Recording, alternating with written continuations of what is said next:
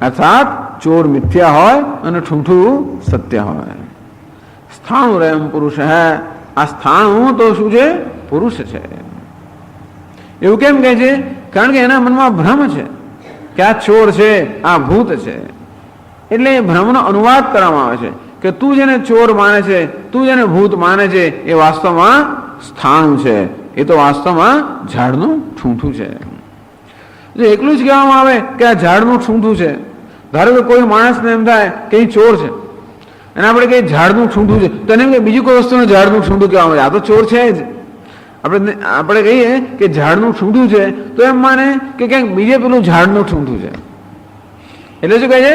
સ્થાણુ RAM પુરુષ હે, તું જેને ચોર માને છે એ ખરેખર ઝાડ છે, એમ કહેવામાં આવે. ત્યારે પેલાને ખબર કે હો, હું જેને ચોર માનું એ ચોર શું છે? ભ્રમ છે, અને વાસ્તવિક શું છે? ઝાડનું ઠૂંઠું, એટલે સ્થાણુ.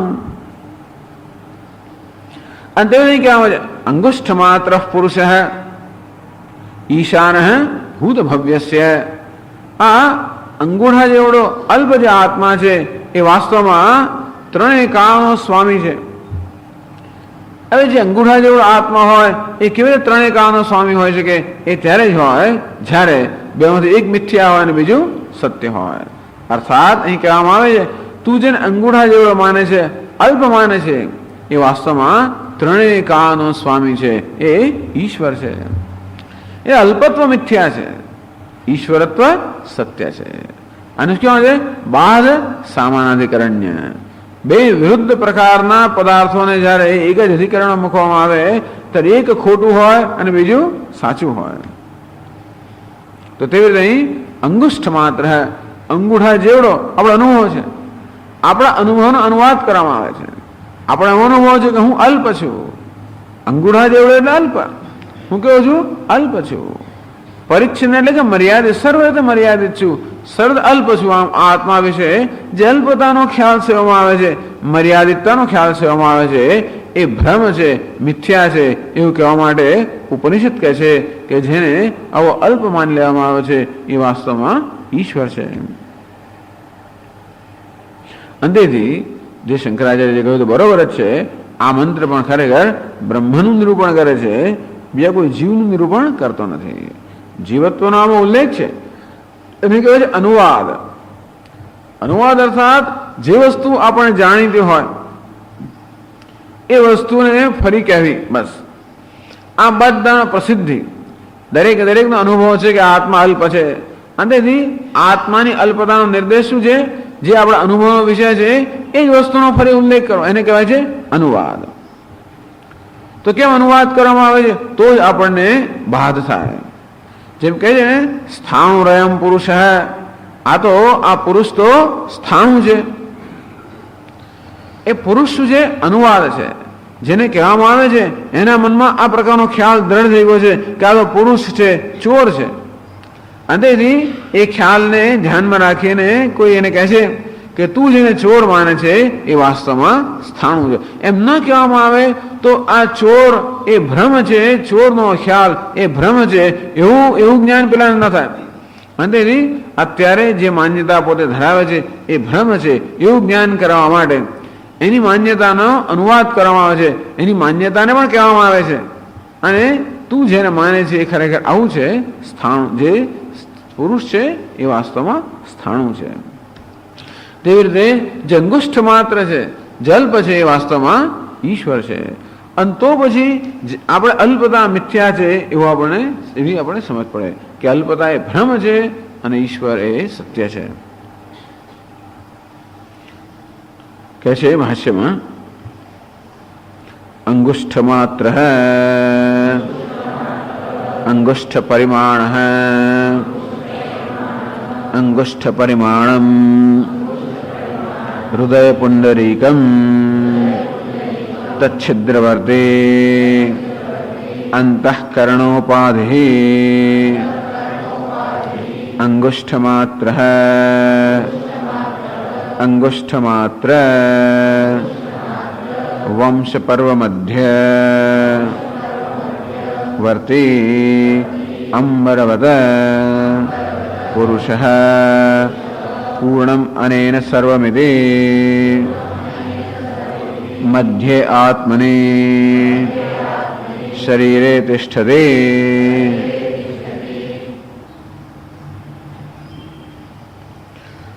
અંગુષ્ઠ માત્ર એટલે કે અંગૂઠા જેવડો.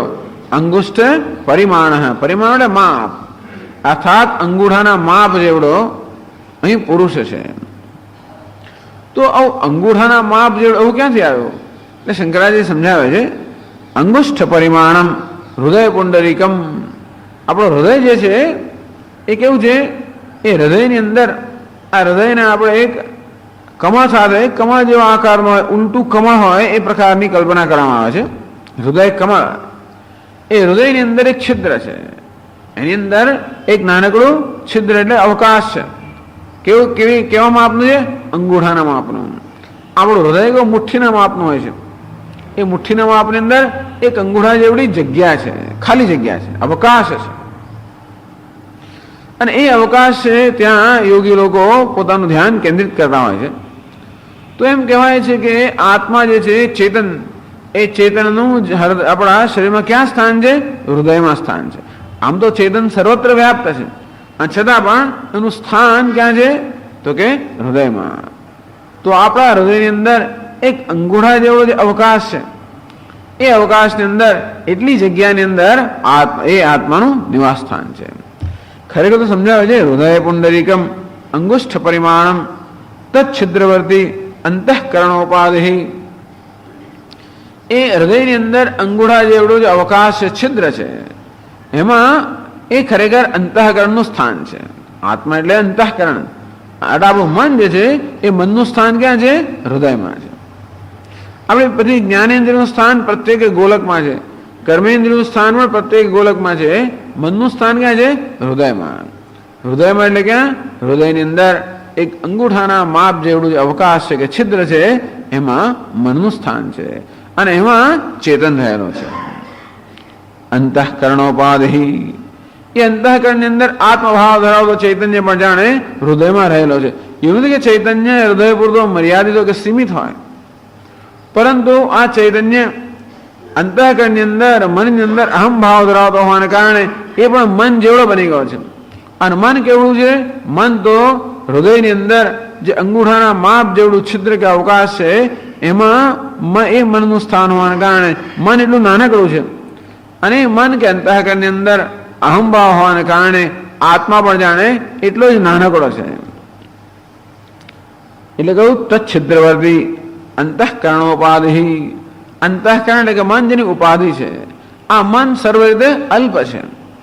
ભલે મન પેલા અંગૂઠા જેવડું છે એ કહેવાનું, પણ મનનો પણ આવો કે માપ નથી કે અંગૂઠા જેવડો હોય. અંગૂઠા જેવડું અર્થાત અત્યંત અલ્પ. તો આપણું મન કેવું છે? સર્વ રીતે અલ્પ છે. એમાં ઈચ્છા શક્તિ છે, જ્ઞાન શક્તિ છે, ક્રિયા શક્તિ છે. મનમાં આ બધી શક્તિઓ છે. અર્થાત જ્ઞાન પ્રાપ્ત કરવાની શક્તિ મનમાં છે, અને એના આધારે ભિન્ન ભિન્ન ઈચ્છાઓ કરવાની પણ મનમાં શક્તિ છે, અને સાથે સાથે ઈચ્છાને પૂરી કરવા માટે કર્મ કરવાની પણ મનમાં શક્તિ છે. આમ જ્ઞાન શક્તિ, ઈચ્છા શક્તિ, ક્રિયા શક્તિ, આ શક્તિઓ મનમાં છે. બધી શક્તિ કેવી છે? મર્યાદિત છે. આપણી જ્ઞાનની પણ મર્યાદા છે, આપણી સમજ શક્તિની પણ મર્યાદા છે, આપણી સ્મરણ શક્તિની પણ મર્યાદા છે, આપણી ગ્રહણ શક્તિની પણ મર્યાદા. ગ્રહણ શક્તિની મર્યાદા આપણે સાંભળ્યું થોડુંક ગ્રહણ કરી શકીએ. સ્મરણ શક્તિની મર્યાદા, જે ગ્રહણ કર્યું અમે થોડુંક યાદ રાખી શકીએ. આમ ગ્રહણ શક્તિની, સમજ શક્તિની, સ્મરણ શક્તિની બધી મર્યાદાઓ છે. જ્ઞાન શક્તિની મર્યાદા, ઈચ્છાની પણ મર્યાદા. આપણે ઈચ્છા કરી કે કેટલી ઈચ્છા કરીએ? આપણા જ્ઞાનની મર્યાદામાં જ આપણે ઈચ્છા કરી શકીએ. એથી વધારે ઈચ્છા તો ના જ કરી શકીએ. 100 વર્ષ પહેલા કોઈ એવી ઈચ્છા કરી કે મારે ચંદ્રમાં જઈને રહેવું છે, કલ્પના પણ ના આવે. પણ અત્યારે આપણા જ્ઞાનનો વિકાસ થયો હોય એટલે આપણી ઈચ્છાઓનો પણ વિકાસ થાય. આવી ઈચ્છાઓ પણ જ્ઞાન વડે મર્યાદિત છે. અને ઈચ્છા તો બહુ કરીએ, શેખ ચલી જાય, પણ એમાંથી પૂરી કેટલી થાય? આપણી કર્મશક્તિની મર્યાદા પ્રમાણે. અને તેથી આ બધી વસ્તુ મન છે આપણું ખરું, પણ કેવું છે? મર્યાદિત છે. અને માટે એને અંગૂઠાના માપ જેવડું કહેવામાં આવે છે, અર્થાત અલ્પ છે. એ મનની અંદર અહંભાવ હોવાને કારણે જ આ મનુષ્ય સતત અલ્પતાનો અનુભવ કરી રહ્યો છે.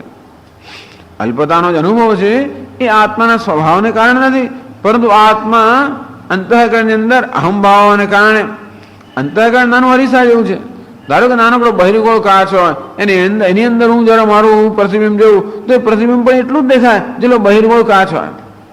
અને તે રીતે આપણું મન પણ કેવું, અંતઃકરણ કેવું છે એ પણ જાણે કે પેલા અરીસા જેવું છે. અને એમાં આપણે જયારે આપણું પ્રતિબિંબ જોઈએ ત્યારે આપણે બહુ અલ્પ દેખાઈએ છીએ. અને પ્રતિબિંબને સત્યતા આપવાના કારણે સતત મનમાં ભ્રમ છે કે હું અલ્પ છું. આ મનુષ્ય અલ્પતાનો જ અનુભવ કરે છે, એની સમજ આપે છે કે મનની અંદર કે અંતઃકરણમાં અહમભાવ હોવાને કારણે એક અહંકાર ઉત્પન્ન થયો અને સતત અલ્પતાની લાગણી અનુભવી રહ્યો છે. એ અલ્પતાને અંગૂઠા જેવડી કહેવામાં આવે છે. એટલે કે આ અત્યારે આ આત્મા કેવો છે? અંગૂઠાના માપ જેવડો. એની માટે દ્રષ્ટાંત આપે છે ઉપાધિનું.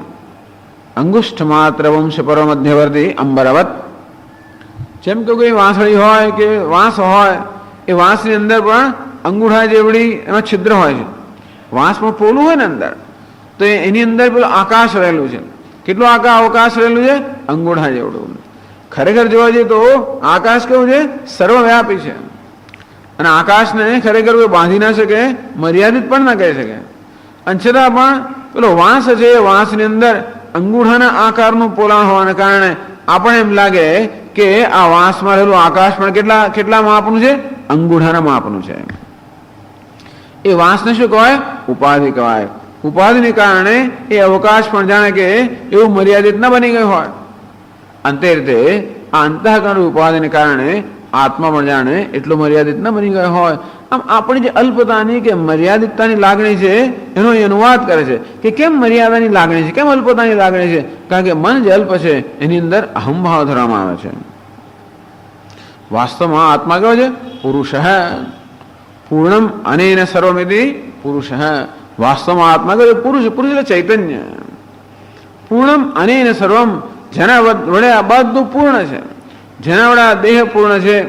અર્થાત જે આ દેહને ચેતનતા પ્રદાન કરે છે, જેને કારણે દેહ ઇન્દ્રિય મનો સંઘાતા ચેતન છે, જીવંત છે.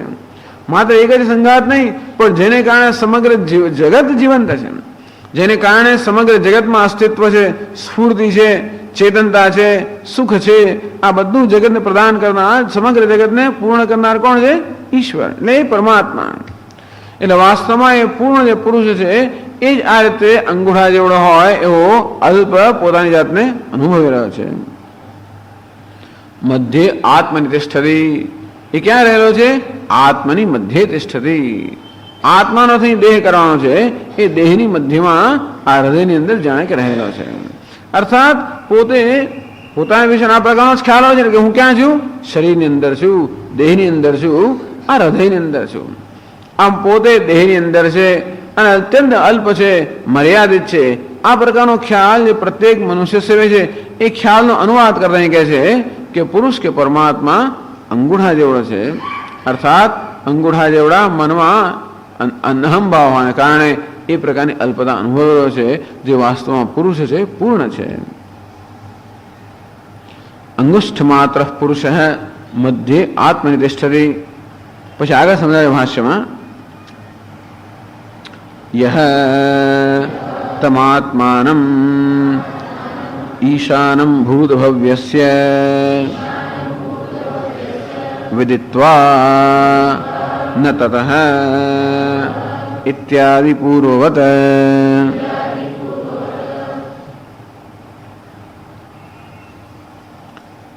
યહ તમ આત્માનમ ઈશાનમ ભૂતભવ્યસ્ય ઇતિ વિદિત્વા. એ આત્મા અંગૂઠાના પરિમાણ, અંગૂઠાના માપ જેવડો આત્મા, અલ્પ આત્મા વાસ્તવમાં ભૂત ભવ્યસ્ય ઈશાન. ભૂત વર્તમાન ભવિષ્યકાળનો ઈશાન છે, ઈશ્વર છે. આને શું કહ્યું આપણે? સામાનાધિકરણ્ય. અર્થાત એ અલ્પતા મિથ્યા છે અને પૂર્ણતા એ વાસ્તવિક છે. વિદિત્વા ન તતો વિજુગુપ્સતે.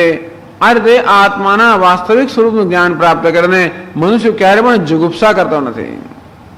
આગળ આ જ વસ્તુ આવી ગઈ, ન તતો વિજુગુપ્સતે ન તતઃ ગોપાયતુમ ઇચ્છતિ. આત્માનમ શરીરમ ગોપાયતુમ રક્ષિતુમ ઇચ્છતિ. ત્યાર પછી આ શરીરની કે કોઈ વસ્તુની રક્ષા કરવાની કોઈ ઈચ્છા એ કરતો નથી. કારણ કે કોણ રક્ષા કરે? કોનાથી રક્ષા કરે અને શેની રક્ષા કરે? રક્ષા કરનાર પેલો અલ્પ જીવ છે એ પણ જતો રહ્યો, કારણ કે અલ્પ જીવ તો વાસ્તવમાં પૂર્ણ છે અને જે રક્ષા કરવા ઈચ્છતો હતો એ પણ રહ્યો નથી. કોની રક્ષા કરવાની છે? આત્માની રક્ષા કરવાની છે. આત્મા તો હંમેશા રક્ષિત જ છે, માટે કોની રક્ષા કરવાની છે? એટલે જેની રક્ષા કરવા એવું પણ કઈ રહેતું નથી. અને કોનાથી રક્ષા કરવાની છે? મૃત્યુથી રક્ષા કરવાની છે. આપણે શરીરની રક્ષા શાની કરવાની? મૃત્યુથી. ખરેખર શરીરની રક્ષા નહીં, આત્માની રક્ષા આપણે કરવા ઈચ્છતા હોઈએ છીએ. આપણે એમ માનતા છીએ કે માત્ર શરીર શરીર જ છે અને હું શરીરથી ભિન્ન છું, તો કદાચ શરીરના ધર્મો આપણને એટલા તો પીડે નહીં. પણ ખરેખર જ્યારે શરીરનું આપણે રક્ષણ કરવા ઈચ્છતા હોઈએ છીએ ત્યારે ખરેખર આપણે આત્માનું જ રક્ષણ કરવા ઈચ્છતા હોઈએ છીએ. પણ જ્યારે જ્ઞાન થાય કે આત્મા તો ભૂત, વર્તમાન, ભવિષ્ય ત્રણેય કાળનો ઈશાન છે, અંતો પછી એની રક્ષા કરવાનો કોઈ પ્રશ્ન જ રહેતો નથી. મૃત્યુથી ક્યાં રક્ષા કરવાની હોય? આગળ કહેવાનું મૃત્યુ યસ્યોપસેચનમ યસ્ય બ્રહ્મચક્ષત્રમ છે ઉભે ભવતોદન મૃત્યુર્યસ્યોપસેચનમ કોઈ ઇચ્છા વેદ્યત્ર સહ. પહેલી જ વલ્લીના અંતમાં કહેવામાં આવ્યું, બીજી વલ્લીના અંતમાં કહેવામાં આવ્યું છેલ્લા મંત્રમાં કે બ્રાહ્મણ, ક્ષત્રિય એટલે આ સમગ્ર જગત એ જેના માટે શું છે? ઓદન, ભાત છે. અને મૃત્યુ જેના માટે શું છે? ચટણી છે, અથાણું. સ્વામીજી આ ભાત, એમાં ઘી અને એમાં પેલું કેરળામાંથી આવેલું અથાણું, બસ આટલું જ છે, બીજું કઈ જોઈએ જ નહીં. બસ એ મળે પછી કાંઈ પણ ના જોઈએ. આમ ભાતને ખાવામાં મદદ કોણ કરે છે? પેલું અથાણું. એ અથાણું એટલે ભાત ક્યાં ઉતરી ગયો ખબર ના પડે. અને તે રીતે આ જગતને ચાઉં કરી જવા માટે પરમાત્મા મદદ કોણ કરે છે? મૃત્યુ. એ શું છે? અથાણું, ચટણી છે. એવું જ્ઞાન થાય એટલે એ જ ઈશાન ભૂત ભવ્યસ્ય. આ કાળ એટલે જ મૃત્યુ. ભૂતકાળ, વર્તમાન કાળ, ભવિષ્ય કાળ, એનું નામ જ મૃત્યુ. આ મૃત્યુંજય, મૃત્યુ પર જેને જય પ્રાપ્ત કરે છે, મૃત્યુનો પણ જે ઈશ્વર છે. અર્થાત હું એ પૂર્ણ પુરુષ છું, જે મૃત્યુનો પણ ઈશ્વર છું. મૃત્યુંજય, આ મૃત્યુ પર જેને જય પ્રાપ્ત કર્યો હોય એને હવે પોતાની જાતની મૃત્યુથી રક્ષા કરવાની આવશ્યકતા નથી. મૃત્યુ એને સ્પર્શી પણ ના શકે. રક્ષા કોણ કરે?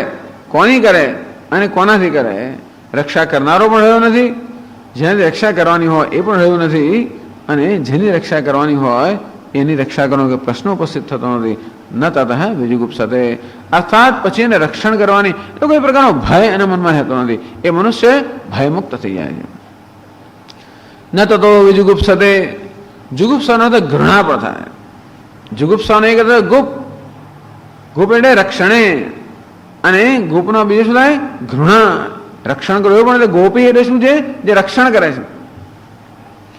અથવા અહીંયા જુગુપ્સાનો તો બીજા છે ઘૃણા. પછી આ મનુષ્ય કોઈની ઘૃણા કરતો નથી. ઘૃણા મનમાં ક્યારે થાય? જ્યારે આપણે અન્ય કોઈ હોય ત્યારે. આપણાથી અન્ય કોઈ હોય અને દુષ્ટ હોય, દુષ્ટ એટલે દૂષિત હોય, તો ઘૃણા થાય. આપણને કોઈ આપણા પ્રત્યે ઘૃણા થાય નહીં. ભલે ને હાથમાં ગમે તો ઘા થયો હોય ને ફોલ્લો થયો હોય ને એમાંથી પરવું નીકળતું હોય ને બધું હોય તોય પણ આપણે એમાં ઘૃણા ના થાય. પોતાની જાત પ્રત્યે ક્યારેય ઘૃણા થાય જ નહીં.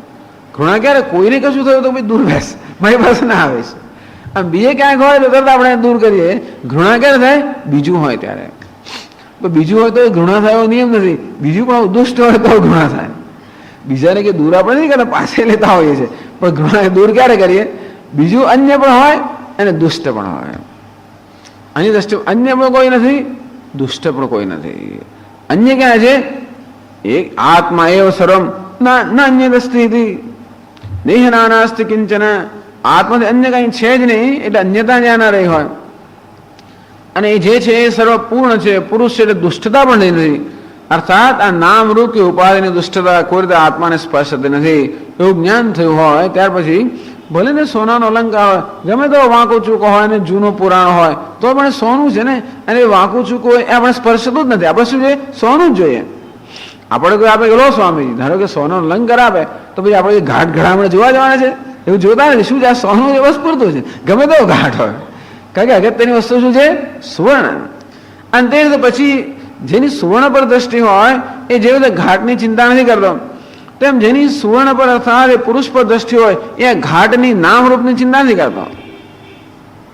ઘાટ ઘડ્યા પછી નામરૂપ જુજવા અંતે તો હેમનું હેમ. એટલે અંતે જે હેમમાં દર્શન કરતા હોય એના માટે નામરૂપ અગત્યના રહેતા નથી. અંતેથી એની દ્રષ્ટિમાં કોઈ અન્ય રહેતું નથી, એની દ્રષ્ટિમાં કોઈ દૂષિત રહેતું નથી. એ હોવાને કારણે ઘૃણાની કોઈ શક્યતા જ નથી. ન તતો વિજુગુપ્સતે, ત્યાર પછી મનુષ્ય કોઈની પ્રત્યે ઘૃણા કરતો નથી, દ્વેષ કરતો નથી, કોઈનો તિરસ્કાર કરતો નથી. એ ભયમાંથી મુક્ત થઈ જાય છે અને જોડે જોડે તિરસ્કારમાંથી, દ્વેષમાંથી, ઘૃણામાંથી મુક્ત થઈ જાય છે. એનો અર્થ એ તો કે ભય જન્મે છે શેમાંથી? અજ્ઞાનમાંથી. ઘૃણા, તિરસ્કાર, દ્વેષ જન્મે છે અજ્ઞાનમાંથી.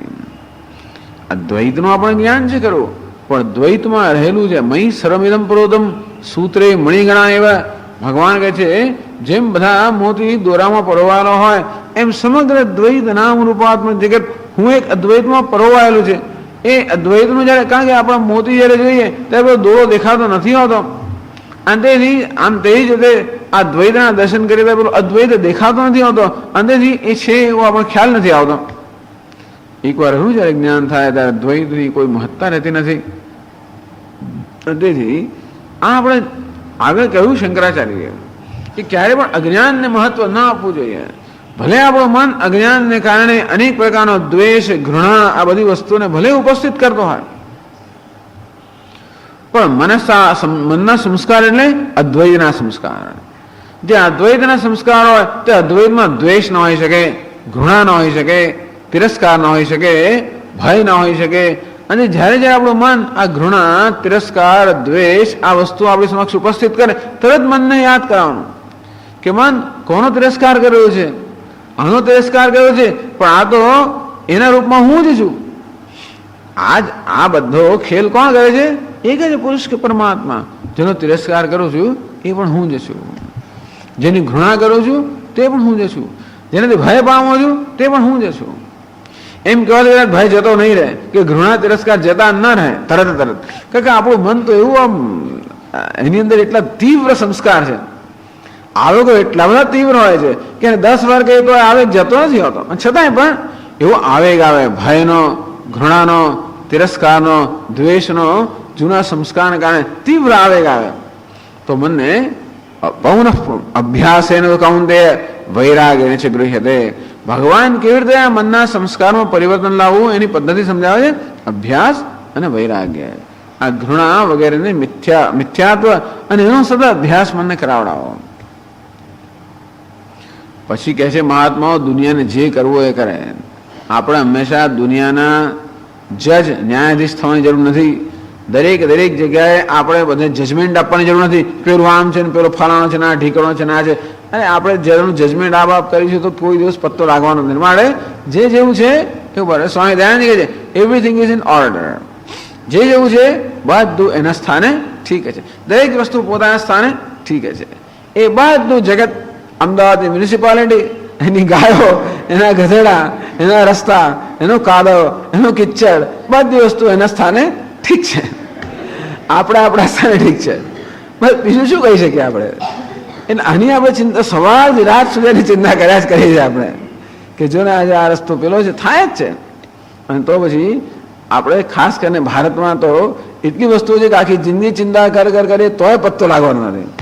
અંતેથી એવું નથી કે ચિંતા ન કરવી એનો અર્થ એ નહીં કે એ બધી વસ્તુ માટે આપણે ઉદાસીન બની જવું કે એની કઈ આપણે દરકાર જ ના હોવી કે આપણે આપણું કર્તવ્ય ન બજાવ, એવું નથી કહેવા માંગતો.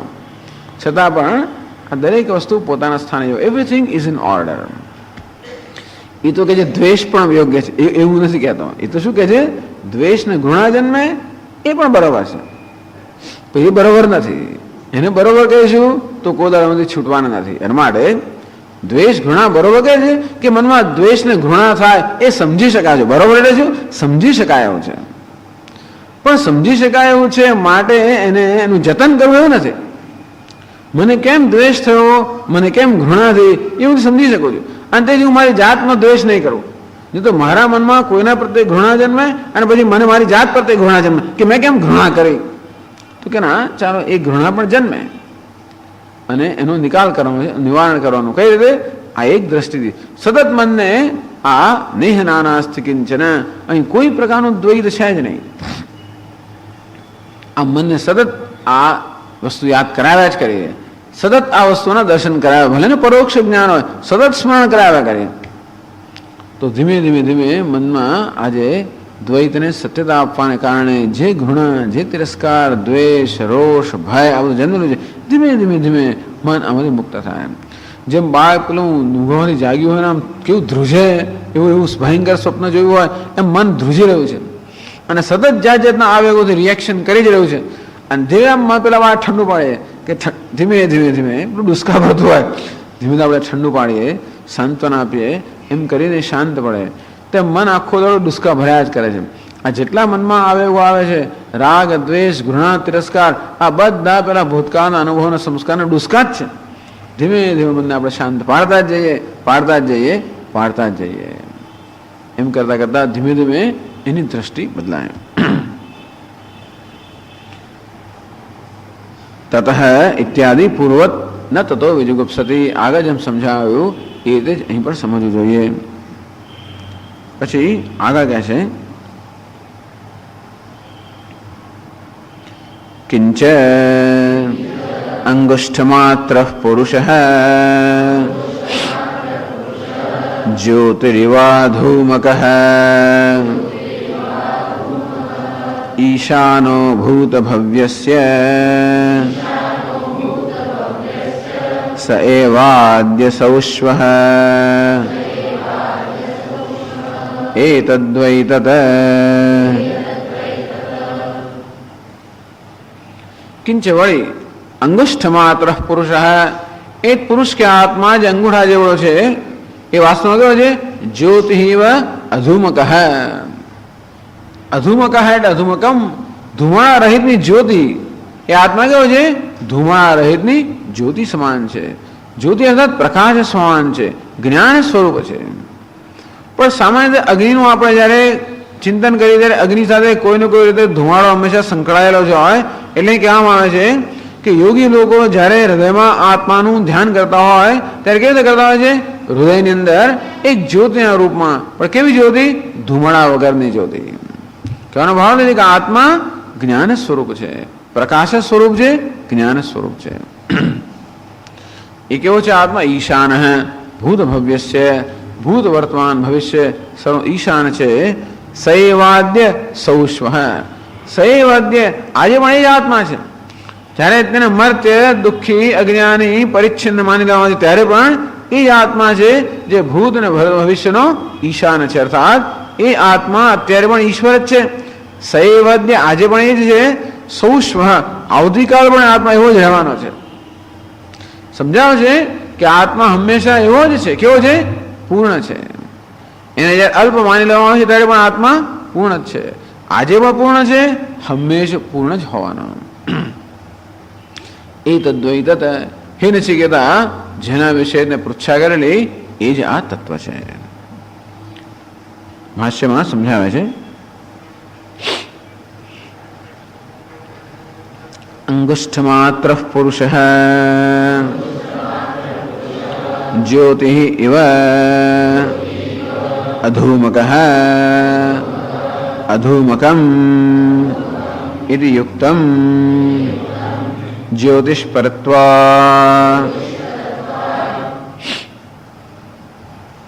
અંગુષ્ઠ માત્ર પુરુષ, એનું એક વધારે વિશેષણ આપવામાં આવ્યું, જ્યોતિ ઇવ અધૂમક. શંકરાચાર્ય કહે છે અધૂમક ને બધીને આપણે મનમાં શું સમજવું છે? અધૂમકમ. અધૂમકમ જો પઠનમ યુક્તમ. ખરેખર કેવું હોવું જોઈએ? આ પાઠ કેવો હોવો જોઈએ? અધૂમકમ એવો પાઠ હોવો જોઈએ. શા માટે? જ્યોતિષપરત્વાત, જ્યોતિષ વિશેષણત્વાત. કારણ કે અધૂમકમ, અધૂમક એ જ્યોતિનું વિશેષણ છે.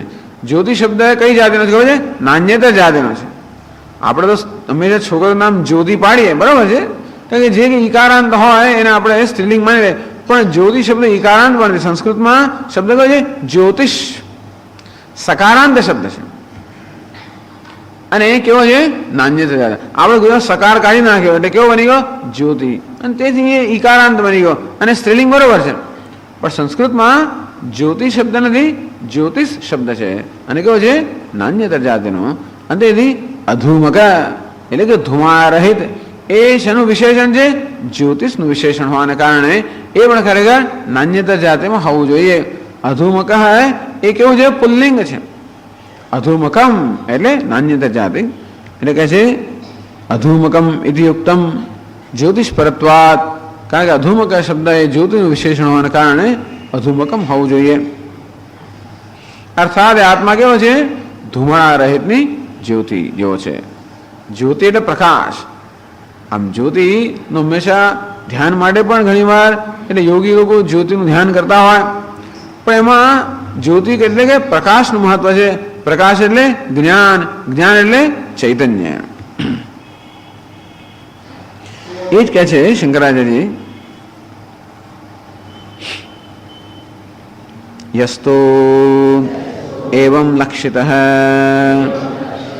યોગિભિઃ હૃદયે ઈશાનો ભૂતભવ્યસ્ય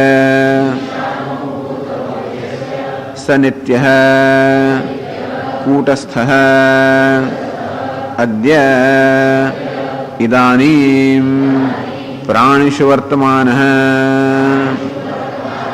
સૌશ્વઃ અપી વર્તિષ્યતે નાન્યઃ તત્સમઃ અન્યશ્ચ જનિષ્યતે ઇત્યર્થઃ.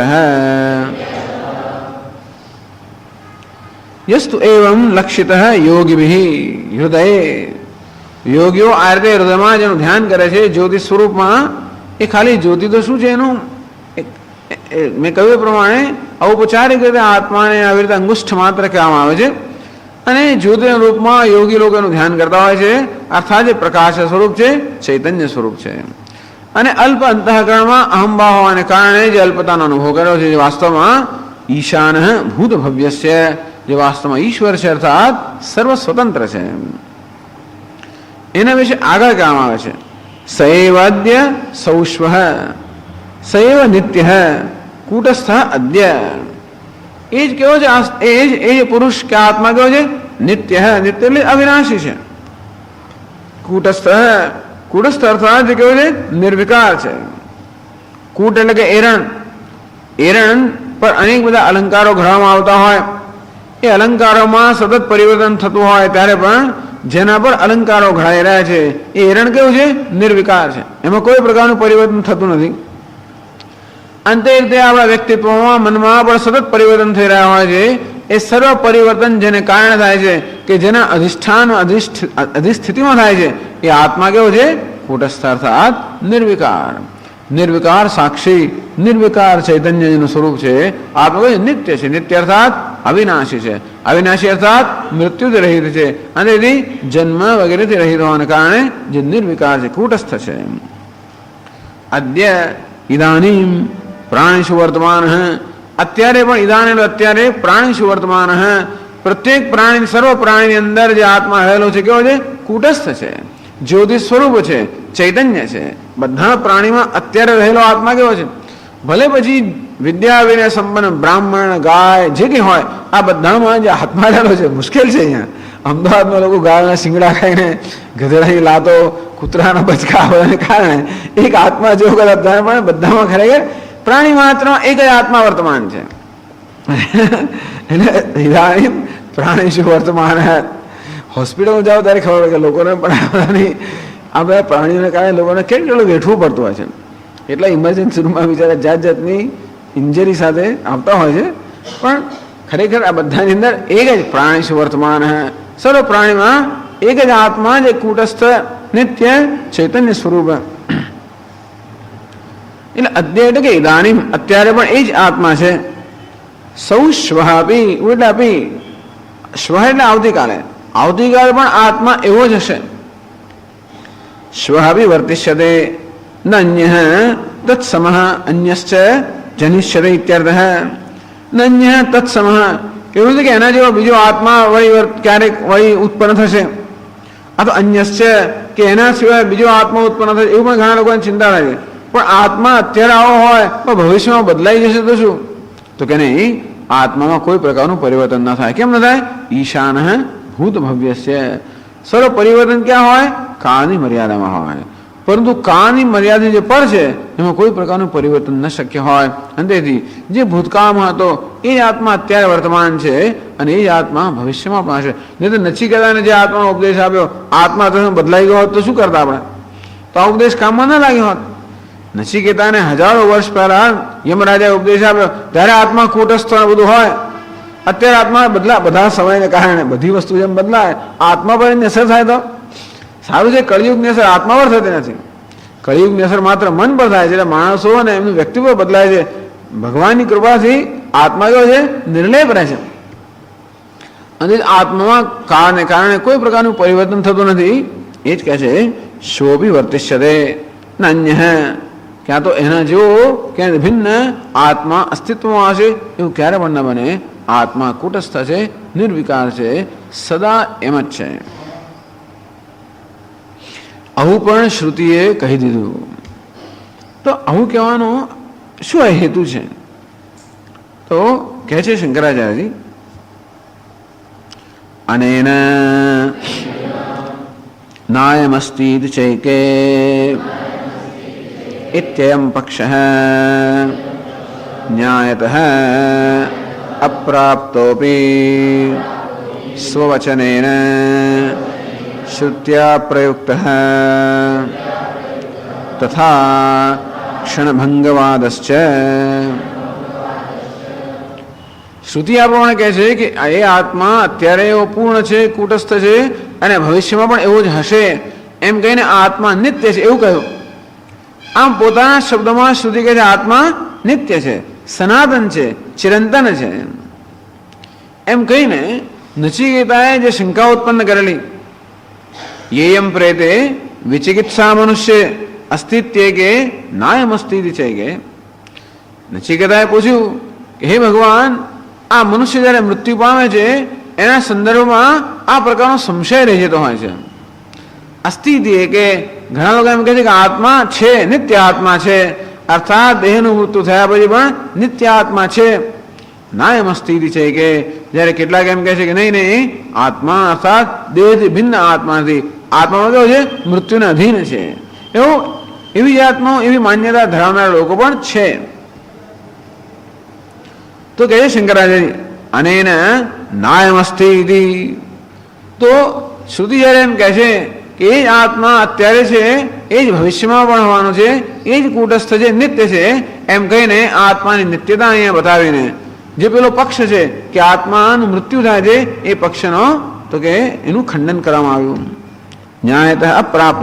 ખરેખર તો કોઈ બુદ્ધિમાન મનુષ્ય વિચાર કરે તો આત્મા અનિત્ય છે એવું કોઈ દિવસ સ્વીકારી શકાય જ નહીં. આત્માનો જન્મ થાય ને આત્માનું મૃત્યુ થાય એ કોઈ પણ બુદ્ધિમાન માણસ સ્વીકારી જ ના શકે. આખી દુનિયા સ્વીકારે છે. ભારતમાં જે ધર્મનો ઉદ્ભવ થયો એ બધા ધર્મો જ માત્ર આત્માનો પૂર્વજન્મ અને પુનર્જન્મ સ્વીકારે છે. બાકી કોઈ પણ લોકો ઇસ્લામ કે બીજા બધાએ ભારતની બહાર જે ધર્મનો ઉદ્ભવ થયો એ કોઈ પણ પૂર્વજન્મને સ્વીકારતા નથી અને પુનર્જન્મને સ્વીકારતા નથી. પણ પૂર્વજન્મ કે પુનર્જન્મ ન સ્વીકારો એટલે આત્માને અનિત્ય માનો. એમ માને છે કે આત્મા મરતો નથી, પછી એટલે એને દફનાવી દે છે અને ત્યાં ત્યાં રહેશે.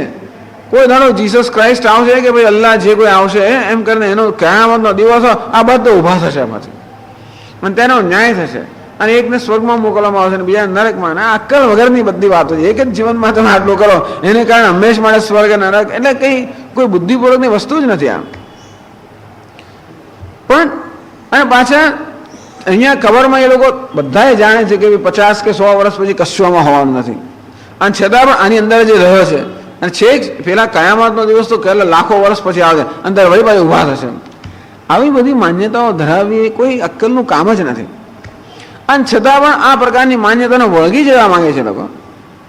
કારણ કે એવું ન એ માન્યતાનો ત્યાગ કરતા બીજી ઘણી બધી વસ્તુનો ત્યાગ કરવો પડે. ઘણી બધી વસ્તુ આ ધર્મના લોકો એવા છે બધા, એમનું એવું શાસન બધા પર ચાલતું હોય છે કે પોતાના વિચારો બધા પર ઠસાવેલા જ હોય.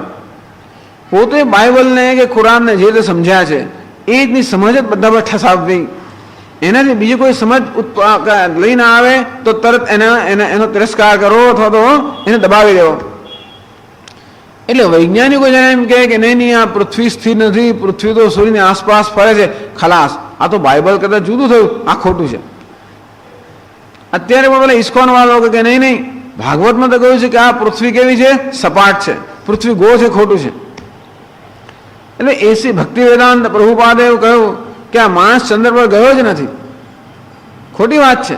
ચંદ્ર પર તો માણસ જઈ જ ના શકે, એ તો ખાલી જઈને ફોટા લાવીને આપણી પાસે. વિચાર તમે કરો કે આપણે જૂનવાણીપણું અથવા તો ધર્મચુસ્તપણું ક્યાં સુધી આ લોકો ટકાવી રાખવા માંગતા હોય કે જીવનની ઘટનાઓની પણ આપણે અનાદર કરીએ. એવું ક્યારેય વેદાંતમાં થતું જ નથી હોતું. અને કદાચ એવું પુરાણની અંદર કે એવું કશું કહ્યું હોય જે અત્યારના આપણા જ્ઞાનથી જુદો તો આપણે એને બાજુ મૂકી દઈએ, કારણ કે આપણે એના માટે એને પ્રમાણ માનતા જ નથી. એટલે ખરેખર જો ઓપનનેસ, ફ્લેક્સિબિલિટી, ઉદારતા અથવા તો મન, તો શું કહેવાય ને કે સ્વીકારપણું જે કંઈ વસ્તુ હોય એનો સ્વીકાર કરવાની ઉદારતા જો હોય તો એક આમ જ છે.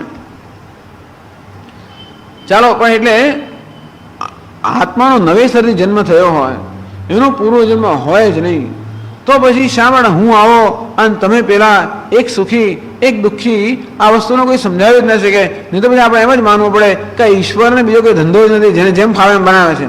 અંતે કોઈને સુખી બનાવો કરો, દુઃખી બનાવો કરો, પક્ષપાત કરો, એવું આપણે સ્વીકારવું પડે. એવું આપણે નહીં સ્વીકારતા. પ્રત્યેક મનુષ્ય જે છે, જે ઉપાધિને જન્મ્યો એ પોતાના પૂર્વ કર્મને પરિણામે જન્મ્યો છે. એવું પૂર્વ આપણે ન સ્વીકારીએ તો વર્તમાનને આપણે સમજી જ ના શકીએ. અને ધારો કે ભાઈ જન્મવાનું ના હોય તો જે ફાવે તમે કરો અને એનો તમારે ઉત્તર ના આપવાનો હોય તો પછી જે આપણે કર્યું હોય એ કરેલું નષ્ટ થઈ જાય, એ પણ યોગ્ય નથી. જે નથી કર્યું ભૂતકાળમાં એને માટે એ આપણે પ્રાપ્ત થયું. જે પાપ કર્યું નથી, એ પાપ કર્યું ના હોય છતાં આટલું દુઃખ મારે વેઠવું પડે, એ પણ ખોટું. અને અત્યારે બધું પાપ કરવું અને પછી એને માટે કંઈ દુઃખ ભવિષ્ય ન વેઠવું પડે, એ પણ ખોટું. એટલે ન્યાયથી જો વિચાર કરીએ તો એ કહે છે કૃતહાન અકૃત અભ્યાગમાં, જે કર્યું હોય એની હાનિ થઈ જાય કે એ ન કર્યું હોય પ્રાપ્ત થાય એવું બની જ ના શકે. કારણ કે તો પછી જગતનો નિયમ કોઈ દિવસ જવાય જ ન રહે, જગતની વ્યવસ્થા પણ ન જવાય રહે. જગતમાં બધું વ્યવસ્થિત ચાલી રહ્યું છે, બધું કાર્યકારણની શૃંખલા વડે બધા છે. અંતેથી આપણું જીવન પણ આ કાર્યકારણની શૃંખલામાં જ બધા હોવું જોઈએ. અંતેથી વર્તમાન જે છે એ ભૂતકાળનો જ હંમેશા ભૂતકાળમાં જે કંઈ કરવામાં આવ્યું હોય એના પરિણામે વર્તમાન છે, વર્તમાનમાં જે કરવામાં આવે છે એના પરિણામે ભવિષ્ય છે. એટલે ન્યાય છે કે બુદ્ધિથી વિચાર કરીએ તો એવો પ્રશ્ન ઉપસ્થિત થતો નથી કે આત્મા હશે કે નહીં, હોવો જ જોઈએ આત્મા. અને છતાં એટલે કે ન્યાયતઃ અપ્રાપ્તો બી, શંકરાચાર્ય કહે છે કે ન્યાય એટલે કે બુદ્ધિથી વિચાર કરવામાં આવે તો પ્રશ્ન ખરેખર ઉપસ્થિત થતો નથી કે આત્મા હોય કે નહીં, કે આ દેહનું મૃત્યુ થયા પછી આત્મા છે કે નહીં, એવો પ્રશ્ન ખરેખર ઉપસ્થિત ન થવો જોઈએ. અને છતાં પણ કદાચ એવો કોઈનો પ્રશ્ન હોય, એવી માન્યતાને કોઈ વળી ગયેલી હોય તો એ મનુષ્યને એ માન્યતાઓને મુક્ત કરવા માટે શ્રુતિ પોતાના શબ્દમાં કહે છે સૈવદ્ય સૌશ્વ, એ જ અત્યારે વર્તમાનમાં છે અને એ આત્મા એ જ રીતનો ભવિષ્યમાં પણ હશે. અર્થાત એ નિત્ય છે, કૂટસ્થ છે. તથા ક્ષણભંગવાદશ્ચ, ક્ષણભંગવાદ, આત્મા પ્રત્યેક ક્ષણે ભંગ થાય છે. આ નવો પ્રત્યેક ક્ષણે જન્મે છે એ તો એથી પણ ચડી જાય વસ્તુ છે, અને એનો પણ આમાં નિરાકરણ કરવામાં આવે છે. પ્રત્યુક્ત દાર્ઢ્યાર્થમિતિ, શા માટે શ્રુતિ આવું કહેવાની કેમ જરૂર પડી? ન જાય તે મ્રિયતે વા કદાચિત, આ બધું કહ્યા પછી ફરી આવું કહેવાની કેમ જરૂર પડી? શ્રુતિએ પોતાના શબ્દોમાં કહ્યું જ છે અજો નિત્ય શાશ્વતોયમ પુરાણ ન હન્યતે હન્યમાને શરીરે, એમ કહીને નચિકેતાના પ્રશ્નો સ્પષ્ટ ઉત્તર આપવામાં આવ્યો છે તો ફરી કેમ કહે છે? દાર્ઢ્યાર્થમ, અર્થાત આત્માનું નિત્યત્વ આપણા મનમાં દ્રઢ બને એ માટે ફરી કહેવામાં આવે છે.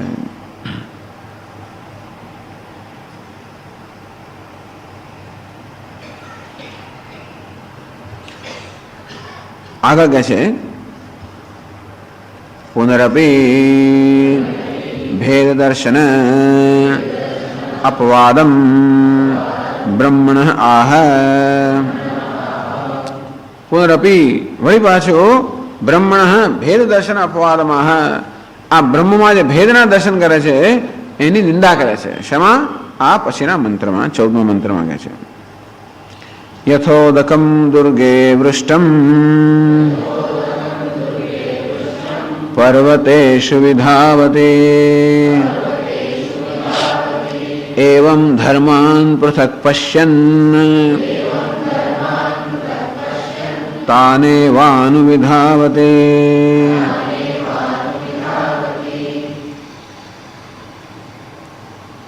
યથા ઉદકમ દુર્ગે વૃષ્ટમ, ઉદર કે જળ યથા જેવી રીતે દુર્ગે વૃષ્ટમ, ખૂબ વિષમ પ્રદેશની અંદર ખૂબ ઊંચાઈ જેવી રીતે જળની વર્ષા થઈ હોય, પહાડની ટોચ પર જળની વર્ષા થઈ હોય, પર્વતેશ વિધાવતી, એ જળનું શું થાય છે?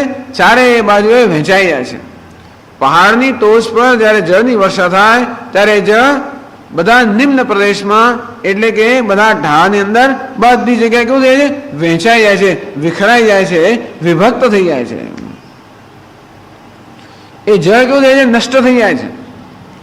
એવમ ધર્માન પૃથક પશ્યન, અને તે રીતે ધર્મ એટલે કે આત્મા, આત્માની પણ જે અનેકતાના દર્શન કરે છે, તાન એવાનું વિધાવતી, એ પણ તે નષ્ટ થઈ જાય છે. અર્થાત એનો પણ છિન્ન ભિન્ન થઈ જાય કે શીર્ણ વિશીર્ણ થઈ જાય, અર્થાત એ પણ અનેક બની જાય. અર્થાત ઉપાધિની અનેકતા કે ઉપાધિની મર્યાદા છે, એ ઉપાધિની મર્યાદાનું એ પણ અનુસરણ કરવામાં આવે છે. અર્થાત જે મનુષ્ય આત્મામાં દ્વૈતના દર્શન કરે છે એ સતત આ મર્યાદિતતાનો કે અલ્પતામાંથી અલ્પતાનો અનુભવ કરે છે. એ કહે છે ભાષ્યમાં કહે છે, યથા ઉદકમ દુર્ગે દુર્ગમે દેશે ઉચ્છ્રિતે વૃષ્ટમ સિક્તમ પર્વતેષુ પર્વવત્સુ નિમ્ન પ્રદેશેષુ વિધાવતી વિકીર્ણમ સત વિનશ્યતે એવં ધર્માન આત્મનઃ ભિન્નાન પૃથક પશ્યન પૃથગેવ પ્રતિશરીરમ પશ્યન તાન એવ શરીરભેદ અનુવર્તિનઃ અનુવિધાવતે. યથા જેવી રીતે ઉદકમ દુર્ગે દુર્ગમે દેશે ઉચ્છ્રિતે વૃષ્ટિમ. દુર્ગે, દુર્ગ એટલે ખૂબ મુશ્કેલ, વિઘ્નને દુર્ગ કહેવામાં આવે છે. પેલા પહાડને કોટને પણ દુર્ગ કહેવામાં આવે છે. દુર્ગ એટલે કિલ્લો, અર્થાત જેના પર ચડવું ખૂબ મુશ્કેલ હોય માટે દુર્ગ શબ્દ વાપર્યો. એટલે દુર્ગમે દેશે ઉચ્છ્રિતે દેશે, ખૂબ ઊંચા પ્રદેશની અંદર પહાડની ટોચ પર જે ઉદગમ વૃષ્ટમ સિક્તમ, જ્યારે જળની વર્ષા થાય, જળનો છંટકાવ થાય કે વર્ષા થાય તો જળની શી હાલત થાય છે? પર્વતેષુ વિધાવતી, પર્વતસુ નિમ્ન પ્રદેશેષુ વિધાવતી. અને ત્યારે પર્વતના જે ઢોળાવ હોય, નિમ્ન નિમ્ન એટલે કે નીચા, આ નીચા ઢોળાવાળા પ્રદેશની અંદર વિધાવતી એટલે વિકીર્ણમ સદ વિનશ્યતી, એ ચારે બાજુએ એ જળ વહેંચાઈ જાય છે અને છેવટે નષ્ટ થઈ જાય છે. જળની એક જ ધારા હોય તો એ ધારામાં વહે, પણ એ જળ જ્યારે ચારે બાજુ વિખરાઈ જાય ત્યારે કેવું થઈ જાય? નષ્ટ થઈ જાય. એનું કોઈ અસ્તિત્વ રહેતું નથી. નાની નાની ધારાઓ તેને છેવટે અદૃશ્ય થઈ જાય, નષ્ટ થઈ જાય. એવમ એ રીતે ધર્માન, અહીં ધર્મ શબ્દનો અર્થ કર્યો આત્મા. દધતે ઇતિ ધર્મઃ, જે ધર્મ એટલે ધારણાત ધર્મ, જે ધારણ કરે એનું નામ ધર્મ. તો આપણે આ જે ઉપાધિ છે, દેહ ઇન્દ્રિય મન બુદ્ધિની ઉપાધિ છે, એને કોણ ધારણ કરે છે? એ ચૈતન્ય. આ ઉપાધિને ચેતનતા પ્રદાન કરનાર, એને ધારણ કરનાર કોણ છે? ચૈતન્ય. અને આ ચૈતન્યને યોગિક અર્થમાં ધર્મ કહેવામાં આવે છે. વાસ્તવમાં ધર્મ એટલે આમ સામાન્ય રીતે આપણે સદમૂલ્યો કે સદમાર્ગને ધર્મ કહેતા હોય છે, પણ જે સર્વને ધારણ કરનાર છે એનું નામ ધર્મ, એવી જો વ્યાખ્યા લઈએ તો સમગ્ર જગતને કોણ ધારણ કરનાર છે? અસ્તિ ભાતિ પ્રિયમ. સર્વ નામ રૂપને ધારણ કરનાર અધિષ્ઠાન કયું છે? અસ્તિ ભાતિ પ્રિયમ, સચ્ચિત આનંદ, એ જ આત્મા છે. અને માટે ખરેખર જોવા જઈએ તો અંતમાં ધર્મ શબ્દનો વાસ્તવિક અર્થ કયો થવો જોઈએ? આત્મા. એ અર્થમાં અહીં કહે છે ધર્માન પૃથક પશ્યન. આ બૌદ્ધ લોકો પણ ધર્મ શબ્દ વાપરતા હોય છે આત્મા માટે. અહીં પણ ધર્માન આત્મન ભિન્નાન પૃથક પશ્યન આત્મન. આત્મન એટલે આત્માઓ, દ્વિતીય બહુવચન છે. આત્માનમ આત્માનો આત્મન. પૃથક પશ્યન ભિન્નાન પશ્યન. આમ આત્માને પૃથક એટલે ભિન્ન ભિન્ન જુએ છે. પ્રતિશરીરેષુ ભિન્નાન પશ્યન, અર્થાત દરેક શરીરમાં જુદો જુદો આત્મા છે એ પ્રકારની દ્રષ્ટિ જે ધરાવે છે. એની હાલત કેવી થાય? પેલા જળ જેવી હાલત થાય. જળ ઉપર પડ્યું પર્વતની ટોચ પર, અને પછી વિખરાઈ ગયું અને નષ્ટ થઈ ગયું. અને તે રીતે આ પણ આત્માની અનેકતાના દર્શન કરે છે. એ મનુષ્યને પણ આ પ્રકારની હાલત થાય. એ પણ પેલા જળને વિખરાઈ જાય. અનેકમાં વિખરાઈ ગયો. આત્મા એક હોવા છતાં પણ એને અનેક માનવાના કારણે આ મનુષ્ય પણ જાણે અનેકમાં વિખરાઈ ગયો, નષ્ટ થઈ ગયો. તાનેવ અનુવિધાવતી તાનેવ શરીર ભેદાન અનુવર્તિન અનુવિધાવતી. તો જેટલા દેહના ભેદ હોય એ દેહના ભેદનું એ પણ અનુસરણ કરે છે, અર્થાત એ પણ સતત ભેદભાવમાં રહેતો હોય છે, મૃત્યુમાં રહેતો હોય છે, એનો પણ વિનાશ થતો હોય છે. શરીર ભેદમેવ પૃથક પુનઃ પુનઃ પ્રતિપદ્યતે ઇત્યર્થ. ટૂંકમાં આ દ્રષ્ટિને કારણે એને વારંવાર આ પ્રકારનું અલ્પ શરીર ધારણ કરવું પડતું હોય છે. અને તેથી એ આ ભેદ દૃષ્ટિમાં જ હંમેશા રહેતો હોય છે. આજે ભેદને સત્યતા આપતો હોય એ સતત ભેદમાં જ રહેતો હોય છે. એક દેહની અંદર જ આત્માને મર્યાદિત માનતો હોય તો હંમેશા એ કોઈ દેહમાં જ મર્યાદિત રહેતો હોય. અને તેથી ફરી જન્મ થાય ત્યારે આ અજ્ઞાન જતું નથી રહેતું. ટૂંકમાં કહેવાનો ભાવ એ છે કે આપણે એમ કે ચલો મૃત્યુ થાય ત્યારે આપણું જતું રહે છે કે નહીં અજ્ઞાન? તો કંઈ અજ્ઞાન એમને એમ જ ટકી રહે છે. ફરી જન્મ થાય ત્યારે આ જ પ્રકારનું અજ્ઞાન લઈને જન્મે અને વળી પાછા એ દેહમાં અહંભાવ લઈને જન્મે. અને તેથી એ રીતે દેહની મર્યાદાને કારણે એ પણ આ પ્રકારે મર્યાદાનો અનુભવ કરે છે. ઇત્યર્થ. ઓકે. ઓમ પૂર્ણમદ પૂર્ણમિદમ પૂર્ણાત પૂર્ણમુદચ્યતે પૂર્ણસ્ય પૂર્ણમાદાય પૂર્ણમેવાવશિષ્યતે. ઓમ શાંતિ શાંતિ શાંતિ. શંકરં શંકરાચાર્યં કેશવં બાદરાયણં સૂત્રભાષ્યકૃતૌ વંદે ભગવन्तૌ પુનઃ પુનઃ. ઈશ્વરો ગુરુરાત્મેતિ મૂર્તિભેદવિભાગિને વ્યોમવદ્વ્યાપ્તદેહાય દક્ષિણામૂર્તયે નમઃ.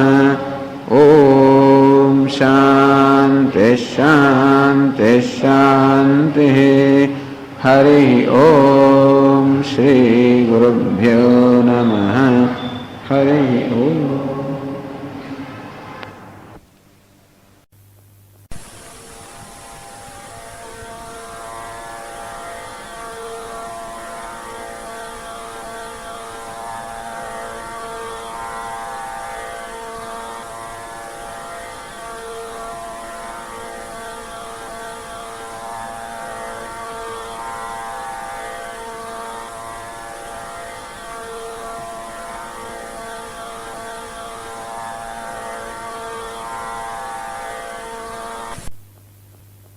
ओम नमो भगवते वैवस्वताय.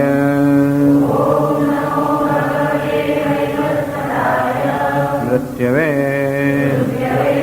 ब्रह्मविद्याचार्याय नचिकेतसे च किंचन मृत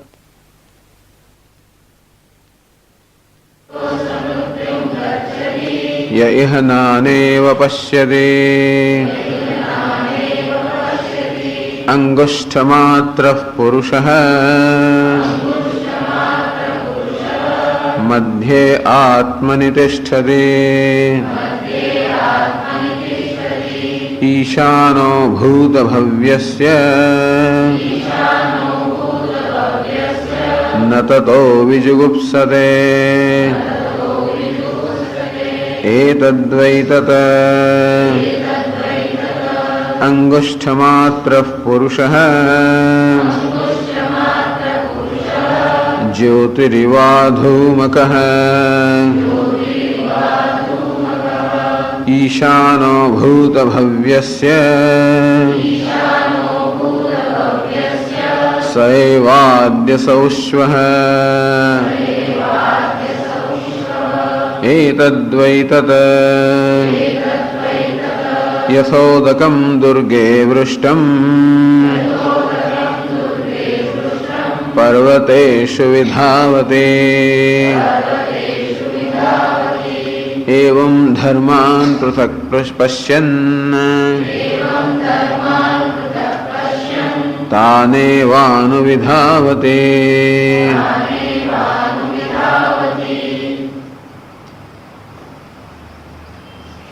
मनसा एव इदमाप्तव्यं नेह नानास्ति किंचन मृत्योस्य मृत्युं गच्छति यह नाना इव पश्यति। मनसा एव इदमाप्तव्यं इह किंचन नाना नास्ति। यह ब्रह्मणि आ ब्रह्ममा के परमात्मा में किंचन अणुमात्र पण नाना अर्थात विविधता के द्वैत नहीं। इति मनसा एवं आप्तव्यम आज सत्य है। आ सत्य क्या सर्व देखीता द्वैत में वास्तव में द्वैत के भेदभाव लेश मात्र पण नहीं। कोई भेदभाव के द्वैत के अन्यतानुभाव ये संपूर्ण तो मिथ्या है। जरा पण सत्यत्व नहीं अने एक अद्वितीय ब्रह्म ए ज सत्य है। अनेक में पण आ एक ब्रह्म दर्शन करूं मनसा एव इदमाप्तव्यम। आ आचार्य અને આગમથી સંસ્કૃત થયેલા મન વડે જ આ સત્યને પ્રાપ્ત કરવાનું છે। અર્થાત આ સત્ય કોઈ આંખોથી જોવાનો વિષય નથી, મનથી જોવાનો વિષય છે। ભલે આંખોથી આપણે પ્રતીતિ થતી હોય અનેકની, છતાં અનેકની પ્રતીતિમાં પણ આ એક જ પરમાત્મા રહેલો છે। મૃત્યોસ્ય મૃત્યુમ ગચ્છતિ યૈહ નાના ઇવ પશ્યતિ। અહીં જે નાના એટલે કે વિવિધતાના દર્શન કરે છે, દ્વૈતને સત્યતા આપે છે, અન્યને સત્યતા આપે છે। મૃત્યો સ મૃત્યુમ ગચ્છતિ એ મૃત્યુમાંથી મૃત્યુ અર્થાત વારંવાર જન્મ મૃત્યુના ચક્રને પ્રાપ્ત થાય છે। આમ દ્વૈત દર્શનની નિંદા થઈ। દ્વૈતની નિંદા નથી, દ્વૈત દર્શનની નિંદા છે। દ્વૈત અર્થાત વિવિધતા એની નિંદા નથી, એ તો ઈશ્વરની સૃષ્ટિ છે। પણ દ્વૈત દર્શનની નિંદા છે। अर्थात ए विविधता ने सत्यता आपवी अने ए रीते ए सर्व विविधता में रहेलो परमात्मा एक अद्वितीय है। अर्थात एनी एक अद्वितीयत्व में के पूर्णता में आ विविधता कोई पण रीते एमा कोई आंच नहीं आवती। अर्थात ईश्वरनी पूर्णता में, अद्वितीयता में, सर्वात्मता में आ देखीता द्वैत ने कारणे के विविधता ने कारणे कोई रीते में लेश मात्र पण दोष नहीं आवतो। अर्थात परमात्मा पूर्ण अटकी नहीं बनी नहीं, अपूर्ण बनी नहीं जतो। एनी पूर्णता महत्ता एवी ज जळवाई रहे छे। अर्थात सर्व वस्तु एवी ज पूर्ण छे। ए जे पूर्ण परमात्मा सर्वत्र रहेलो छे, अर्थात अणु मात्र में पण ए ज परमात्मा पूर्णतया रहेलो छे। ए दर्शन ए न होय અને આ દ્વૈતને ભેદભાવને જે આપણા અનુભવનો વિષય છે અથવા તો પ્રતીતિનો વિષય છે, જ્ઞાનેન્દ્રિયનો વિષય છે, એ ભેદભાવને જો મહત્વ આપવામાં આવે। મૃત્યો મૃત્યુમ ગચ્છતિ મનુષ્ય મૃત્યુમાંથી મૃત્યુને પ્રાપ્ત કરે છે। અર્થાત એ ક્યારેય જન્મ અને મૃત્યુના ચક્રમાંથી બહાર નથી નીકળી શકતો। અંગુષ્ઠ માત્ર પુરુષ મધ્યે આત્મનિ તિષ્ઠતિ ઈશાનો ભૂતભવ્યસ્ય ન તતો વિજુગુપ્સતે। आत्मनि मध्य यह तिष्ठति आ देहनी मध्य में जो हृदय है एमां जे रहेलो छे। आम देहनी मध्य में आ हृदय मांसपिंड एमां एक अंगूठा जेवड़ी नो अवकाश है। एमां आपणुं मन के अंतःकरण ने ए अंतःकरणनुं केंद्र के स्थान है मनाय छे। अने ए अंतःकरण में प्रतिबिंबित थतो चैतन्य एने अंगुष्ठ मात्र कहेवामां आवे छे। जब नाना बहिर्गोळ के अंतर्गोळ काच में आप प्रतिबिंब पड़े तो काच जेवुं प्रतिबिंब होय। हूँ जाने के एवा नानकड़ा अरीसा में प्रतिबिंबित थईने नानकड़ो बनी गयो हो। अने ते रीते परमात्मा जाने के नानकड़ा अंतःकरण में प्रतिबिंबित थईने नानकड़ो अल्प न बनी गयो होय। अर्थात अपना अल्पताना अनुभव ने ध्यान में राखीने कहे छे अथवा अनुभव ने समझावता कहे छे अंगुष्ठ मात्र पुरुष है।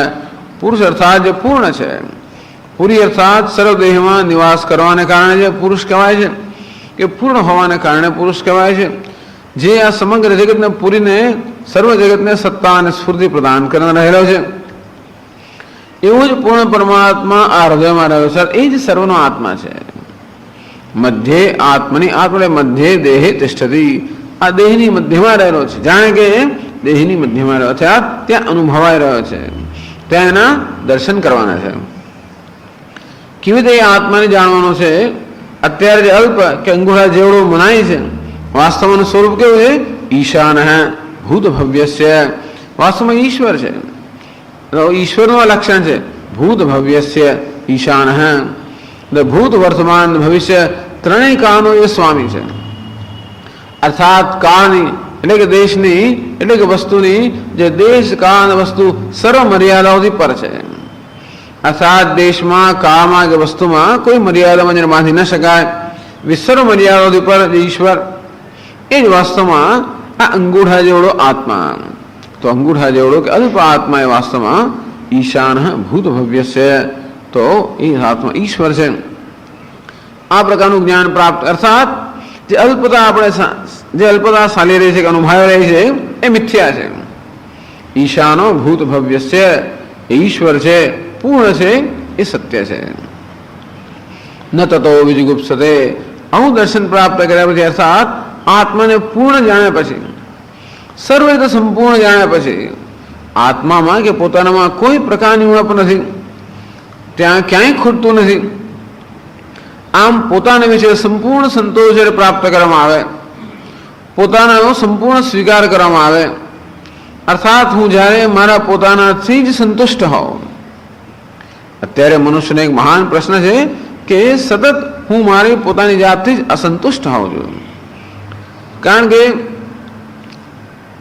કયા પ્રકારનો હું કે મારો અનુભવ થતો હોય છે કે હું અલ્પ છું, અપૂર્ણ છું. આમ અલ્પતાના અનુભવને કારણે જે પ્રકારનો સતત અસંતોષ પોતાની જાત વિશે સેવી રહ્યો છું, એ અસંતોષ જ્યાં સુધી હોય ત્યાં સુધી માણસ સુખી હોઈ ન શકે, અને ત્યાં સુધી હંમેશા કોઈનો કોઈ પ્રકારનો ભય રહેવાનો, અને તો પછી જગતમાં પણ માણસ ભયનું આરોપણ કરવાનો. આવા આંતરિક રીતે જે અસલામત મનુષ્ય હોય એને હંમેશા જગત મહાન ભય સ્થાન લાગે, અને તે સતત જાણે કે જગતથી પોતાની જાતનું રક્ષણ ન કરવાનું હોય એમ કરીને ગોપાય તો વિચ્છતી, સતત પોતાની જાતનું રક્ષણ કરવા મનુષ્ય ઈચ્છતા હોય છે. અથવા જગત જાણે પોતાના પર આક્રમણ કરશે, અને તેથી ઘણી વાર જગત પ્રત્યે ઘૃણા પણ કરતા હોય છે. આમ જગત પ્રત્યેની ભય અને જગત પ્રત્યેની ઘૃણા આવું દરેકના મનમાં હોય છે. આ સંસારનું વર્ણન છે કે ઘૃણા હોવી કે ભય હો એનું નામ સંસાર. એમ કહે છે ન તતો વિજુગુપ્સતે, એનામાં કોઈ ઘૃણા રહેતી નથી, એનામાં કોઈ ભય રહેતો નથી, અર્થાત કશાથી પોતાની જાતનું રક્ષણ કરવાની એવી કોઈ જાતની ચિંતા રહેતી નથી. એનો અર્થ એ હતો કે સર્વ સંસારથી મુક્ત છે. એ તદ્વૈ તત હે નચિકેતા, જેના વિશે ત્યાં પૂછેલું એ આ જ સત્ય છે. પછી એ જ અંગુષ્ઠ માત્ર પુરુષ, એ અંગૂઠા જેવડો અલ્પ જે આત્મા જે ચૈતન્ય છે એને પણ બીજી ઉપમા આપે છે, જ્યોતિ અધૂમક, ધુમાડા વગરની શુદ્ધ જ્યોતિ. તો જ્યોતિ એટલે કે પ્રકાશ, આત્મા કે પ્રકાશમય છે, એ પ્રકાશમાં કોઈ પ્રકારનું દૂષણ કે કોઈ પ્રકારની મર્યાદા નથી, અર્થાત એ શુદ્ધ પ્રકાશ સ્વરૂપ, શુદ્ધ જ્ઞાન સ્વરૂપ કે શુદ્ધ ચૈતન્ય સ્વરૂપ છે. ઈશાનો ભૂત ભવ્યસ્ય, અને એ જે ચૈતન્ય જે મારો આત્મા છે એ જ વાસ્તવમાં સમગ્ર જગતનો આત્મા છે.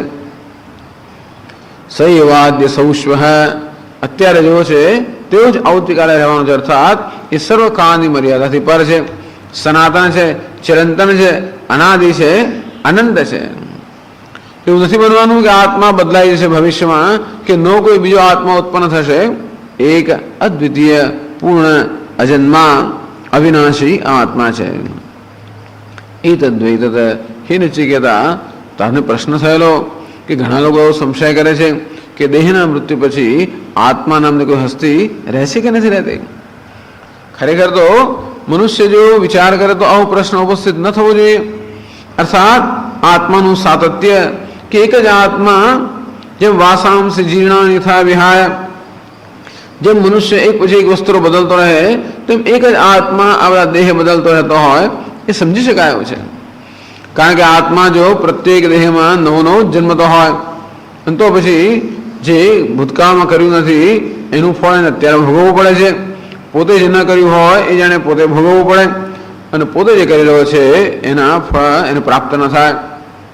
જેમ ગઈ વખતે ચર્ચા કરી કે આ પ્રકારની અવ્યવસ્થા ક્યારે જગતમાં ના હોઈ શકે. એટલે કહે છે કે એ આત્મા કેવો છે? એક જ છે, પ્રાણને સૈવાદ્ય સૌશ્વ કાળની મર્યાદાથી પર છે, અર્થાત એનું ક્યારેય મૃત્યુ થતું નથી, જન્મ મૃત્યુથી પર છે. યથોદકમ દુર્ગે વૃષ્ટમ પર્વતેષુ વિધાવતી એવમ ધર્માન પૃથક પશ્યન તાન એવાનું વિધાવતી. વહી ભેદ દૃષ્ટિની નિંદા કરે છે. ભેદની ભેદ દૃષ્ટિની, ભેદને સત્યતા આપવાની. યથા ઉદકમ દુર્ગે વૃષ્ટમ, જેમ એકદમ દુર્ગમ પ્રદેશમાં કે શિખરો, પહાડના શિખરો પર એવા દુર્ગમ સ્થળે પડેલું જળ, વૃષ્ટમ પર્વતેષુ વિધાવતી, ત્યાં આગળ જળની વર્ષા થાય તો કેવું પછી ઢાળમાં આવીને, ઢાળમાં જળ જઈને કેવું વિખરાઈ જાય છે, નષ્ટ થઈ જાય છે. આમ બતાવે છે કે એકનું અનેક બને તો કેવું નષ્ટ થઈ જાય છે.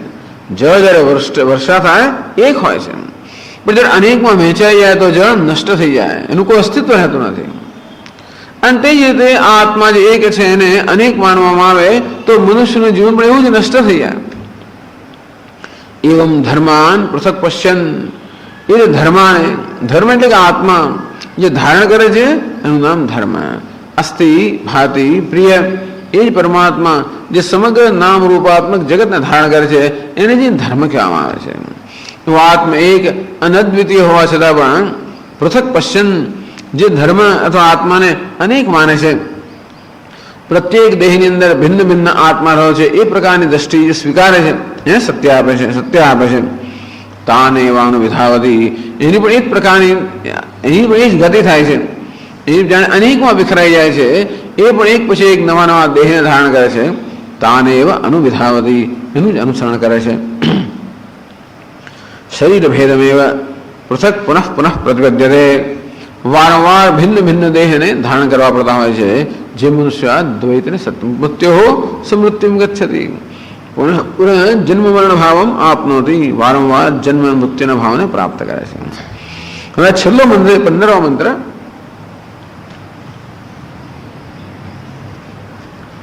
અને એ છે 96મા પાના પર. એ 96મા પાના પર છેલ્લા પેરેગ્રાફમાં કહે છે, મંત્રના અવતરણમાં, ઇન્ટ્રોડક્શનમાં, યસ્ય પુનઃ વિદ્યાવતઃ વિધ્વસ્તોપાધિકૃત ભેદ દર્શનસ્ય વિશુદ્ધ વિજ્ઞાન ઘનૈકરસમ અદ્વયમ આત્માनं પશ્યતઃ વિજાનતઃ મુનેઃ મનનશીલસ્ય આત્મસ્વરૂપમ કથમ સંભવતે ઇત્યુચ્યતે. યસ્ય પુનઃ, આમ 14મા મંત્રમાં જે ભેદ દ્રષ્ટિ છે એની નિંદા કરવામાં આવી કે જે મનુષ્ય આત્મા અનેક છે એ પ્રકારનું દર્શન કરે છે, એનું જીવન પણ જાણે વિખરાય છે, અનેકતામાં વિખરાઈ જાય છે, નષ્ટ થઈ જાય છે. યસ્ય પુનઃ, પરંતુ જે વિદ્યાવત, જે વિદ્યાવત અર્થાત જે વિદ્વાન છે, જ્ઞાની પુરુષ છે, અર્થાત આત્માના વાસ્તવિક સ્વરૂપનું જેને જ્ઞાન છે, અને આત્માના વાસ્તવિક સ્વરૂપનું જ્ઞાન હોય તો દ્રષ્ટિ કયા પ્રકારની હોય? વિધ્વસ્ત ઉપાધિકૃત ભેદ દર્શનસ્ય, ઉપાધિકૃત ભેદ દર્શનમ. આ ભેદ દર્શનમ, અનેકતાનું દર્શન, ભેદભાવનું દર્શન આ ઉપાધિને કારણે થયેલું છે. ઉપાધિ અર્થાત આ શરીર, ઇન્દ્રિય, મન, બુદ્ધિનો જે આ સંઘાત એનો ઉપાધિ. એ ઉપાધિ અનેક હોવાને કારણે મનુષ્ય સ્વાભાવિક રીતે માની લે છે કે આત્મા પણ અનેક છે. અને જે ઉપાધિ અથવા તો નામ રૂપ જેના મને દર્શન થાય છે કે જે મારા ઇન્દ્રિયના જ્ઞાનનો વિષય છે એ જ સત્ય છે, એથી વધારે કંઈ સત્ય ન હોય એમ માની લઈએ. ભલે અનેક ઉપાધિના દર્શન થતા હોય, ભલે અનેક અલંકારના દર્શન થતા હોય, છતાં હું જાણતો હોઉં કે સર્વ અલંકારમાં એક જ સુવર્ણ રહેલું છે. તો એ અનેકતાના દર્શન કોઈ તે સુવર્ણના જ્ઞાનમાં આડ નથી આવતા. અર્થાત આ દ્વૈતનું દર્શન એ અદ્વૈતના જ્ઞાનનું વિરોધી નથી કે પ્રતિબંધક નથી, પણ એક રીતે પ્રતિબંધક એવી રીતે છે કે બુદ્ધિ જે જુએ એને સત્યતા આપતી હોવાને કારણે આ ઉપાધિને કારણે જે અનેકતા આપણને દેખાય છે કે જે અનેકતા આપણા અનુભવનો વિષય છે એ અનેકતા જ સત્ય છે.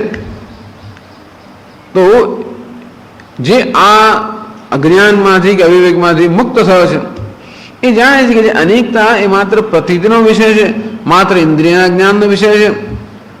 અને જે રીતે અનેક બધા ઘડાઓમાં આકાશ વેચાઈ ગયેલો હોય એમ લાગે, અને છતાં પણ ઘડાઓ જેમ આકાશને વિભક્ત ન કરી શકે. અનેક ઘડાઓમાં વેચાયેલું જણાતું હોવા છતાં આકાશ એક અને અવિભક્ત છે. અંતે રીતે અનેક ઉપાધિમાં વહેંચાયો જણાતો હોવા છતાં પણ આ ચૈતન્ય એક છે, અવિભક્ત છે. સમમ સર્વેષુ ભૂતેષુ તિષ્ઠંતમ પરમેશ્વરમ વિનશ્યત્સુ અવિનશ્યંતમ યઃ પશ્યતિ સ પશ્યતિ. સર્વેષુ ભૂતેષુ સમમ, અનેક બધા નામ રૂપમાં, અનેક ભૂતોમાં કે પ્રાણીઓમાં અથવા જે વિષમ જે પદાર્થો છે એમાં સમાન રીતે રહેલો છે. અનેકમાં જે એક છે. વિનશ્યત્સુ અવિનશ્યંતમ, સર્વ વિનાશશીલ કે વિકારશીલ પદાર્થોમાં જે અવિનાશી કે નિર્વિકાર છે એને જુએ છે. યઃ પશ્યતિ સહ પશ્યતિ. તો ભગવાન કહે છે કે બધા લોકો વિનાશશીલ પદાર્થોને જુએ છે, બધા વિષમતાના દર્શન તો કરે છે, બધા અનેકતાને તો જુએ છે, છતાં પણ આ અનેકતામાં જે એક છે, વિષયમાં જે સમાન છે, નિર્વિકાર વિકારશીલમાં જે નિર્વિકાર છે, વિનાશીમાં જે અવિનાશી છે એના જે દર્શન કરે છે એ દર્શન ક્યાં થાય? મનસા એવ ઇદમ આપતવ્યમ. આ દર્શન મનમાં વિવેક બુદ્ધિમાં કરવાનો હોય છે. આત્મા અનાત્મા વિવેક, ઉપાધિ અને ઉપહિતનો વિવેક. ભલે ને પેલો સ્ફટિક મણી લાલ કે પીળો લીલો દેખાતો હોય અને છતાં પણ એ શુદ્ધ જ છે. એની લાલાશ કે પીળાશ એ કોઈ ઉપાધિને કારણે છે, અન્ય કોઈ વસ્તુને કારણે છે. અંતે રીતે ભલે ને આત્મા અનેક જણાતો હોય પણ અનેકતા એની સ્વાભાવિક નથી, ઉપાધિને કારણે છે. અર્થાત જેમ કોઈ લાલ ફૂલ સ્ફટિક મણીમાં લાલ આભાસ ઉત્પન્ન કરે તેમ આ ઉપાધિની વિવિધતા આત્મામાં અનેક વિવિધતાનો આભાસ ઉત્પન્ન કરે છે. અને આ રીતે વિધ્વસ્ત ઉપાધિકૃત ભેદ દર્શનસ્ય, ઉપાધિ વડે ઉત્પન્ન થયેલું આ જે ભેદ દર્શન છે એ જેને વડે નષ્ટ થઈ ગયું છે. અર્થાત ઉપાધિની અનેકતાની પ્રતીતિ થતી હોવા છતાં પણ જે અદ્વિતીય પરમાત્માના દર્શન કરે છે. વિદ્યાવતઃ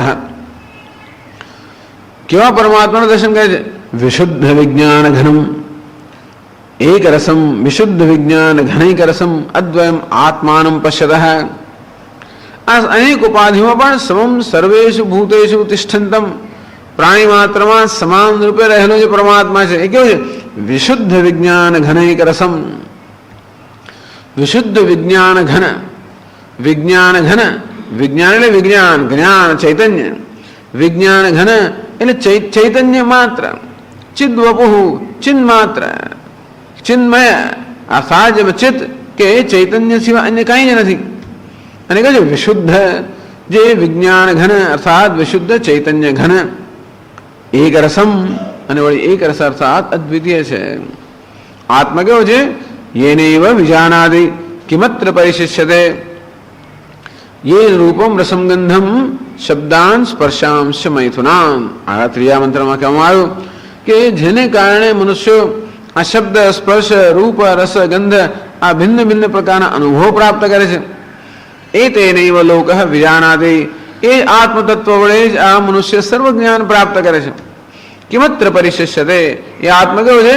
વિશુદ્ધ વિજ્ઞાન સ્વભાવ, એ શુદ્ધ વિજ્ઞાન કે ચૈતન્ય સ્વભાવ આત્મા જે સર્વ પદાર્થોને પ્રકાશિત કરે છે, મનની સર્વ વૃત્તિઓને પ્રકાશિત કરે છે, જે જ ભિન્ન ભિન્ન જ્ઞાન રૂપે ઉપસ્થિત થતો હોય છે. વિશુદ્ધ વિજ્ઞાન એક રસમ અદ્વયમ અદ્વિતીય આત્માનમ પશ્યતઃ. આવા અદ્વિતીય આત્માના જે દર્શન કરે છે. વિજાનતઃ, આવો જ્ઞાની જે પુરુષ છે. મુનેહે, જે મનનશીલ છે, મનનશીલસ્ય પોતે જ વ્યાખ્યા કરે. મુનેહે મનનશીલસ્ય, આ મુનિ છે. કેમ મુનિ છે? મનનશીલ છે. અર્થાત મનન કયા પ્રકારનું જ્ઞાન પ્રાપ્ત કરવું તો જ્ઞાનમાં જે નિષ્ઠ છે. તસ્ય આત્મ સ્વરૂપ કથમ સંભવતિ, કથમ ભવતિ, એનું આત્મ સ્વરૂપ કેવું હોય છે? આવો જે મુનિ છે, આવો જે જ્ઞાની પુરુષ છે, જે આત્મા અર્થાત હું વિશુદ્ધ વિજ્ઞાન સ્વરૂપ છું, એ જ આત્મા હું સર્વનો આત્મા છું. આ પ્રકારનું દર્શન કરનાર જે મુનિ છે, આત્મ સ્વરૂપમ કથમ ભવતી કથમ સંભવતી, એનું આત્મ સ્વરૂપ જે છે કેવી રીતે સંભવે છે, કેવી રીતે બને છે, કેવી રીતે હોય છે, અર્થાત કેવી રીતે એનો આત્મા એ આત્મા અને બ્રહ્મના ઐક્યનું જ્ઞાન કેવી રીતે પ્રાપ્ત કરે છે, એ 15મા મંત્રમાં કહેવામાં આવે છે. યથોદકમ શુદ્ધે શુદ્ધમ આસિક્તમ તાદૃગેવ ભવતે એવં મુનેર્વિજાનતઃ આત્મા ભવતિ ગૌતમ.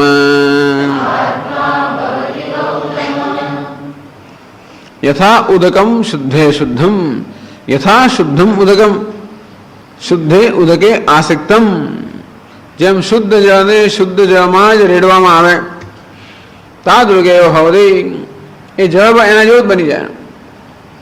આ મોટું સરોવર હોય શુદ્ધ જળનું, અને એમાં શુદ્ધ જળનો એક ઘડો રેડવામાં આવે તો રેડાયેલું જળ પણ પેલા જળ જેવું જ બની જાય, કે એ જળ જેવું જ છે. તાદૃગે ભવતિ, એના જેવું જ બની જાય છે. એવમ મુનિ વિજાનત આત્મા ભવતિ ગૌતમ, હે ગૌતમ એવમ એ રીતે વિજાનત મુનિ, આ વિજાનત મુનિ, વિજાનત મુનિ જેને જ્ઞાન પ્રાપ્ત થયું છે એવા મુનિ, એનો આત્મા પણ એ જ રીતે બ્રહ્મ બની જાય છે. આત્મા બ્રહ્મ બની જાય છે કેવી રીતે? તો જેવી રીતે શુદ્ધ જળને શુદ્ધ જળમાં રેડવામાં આવે તો એના જેવું જ બની જાય, અને તે રીતે આ જ્ઞાની પુરુષનો આત્મા પણ બ્રહ્મ બની જાય છે. સમજાવે છે ભાષ્યમાં, યથા ઉદકમ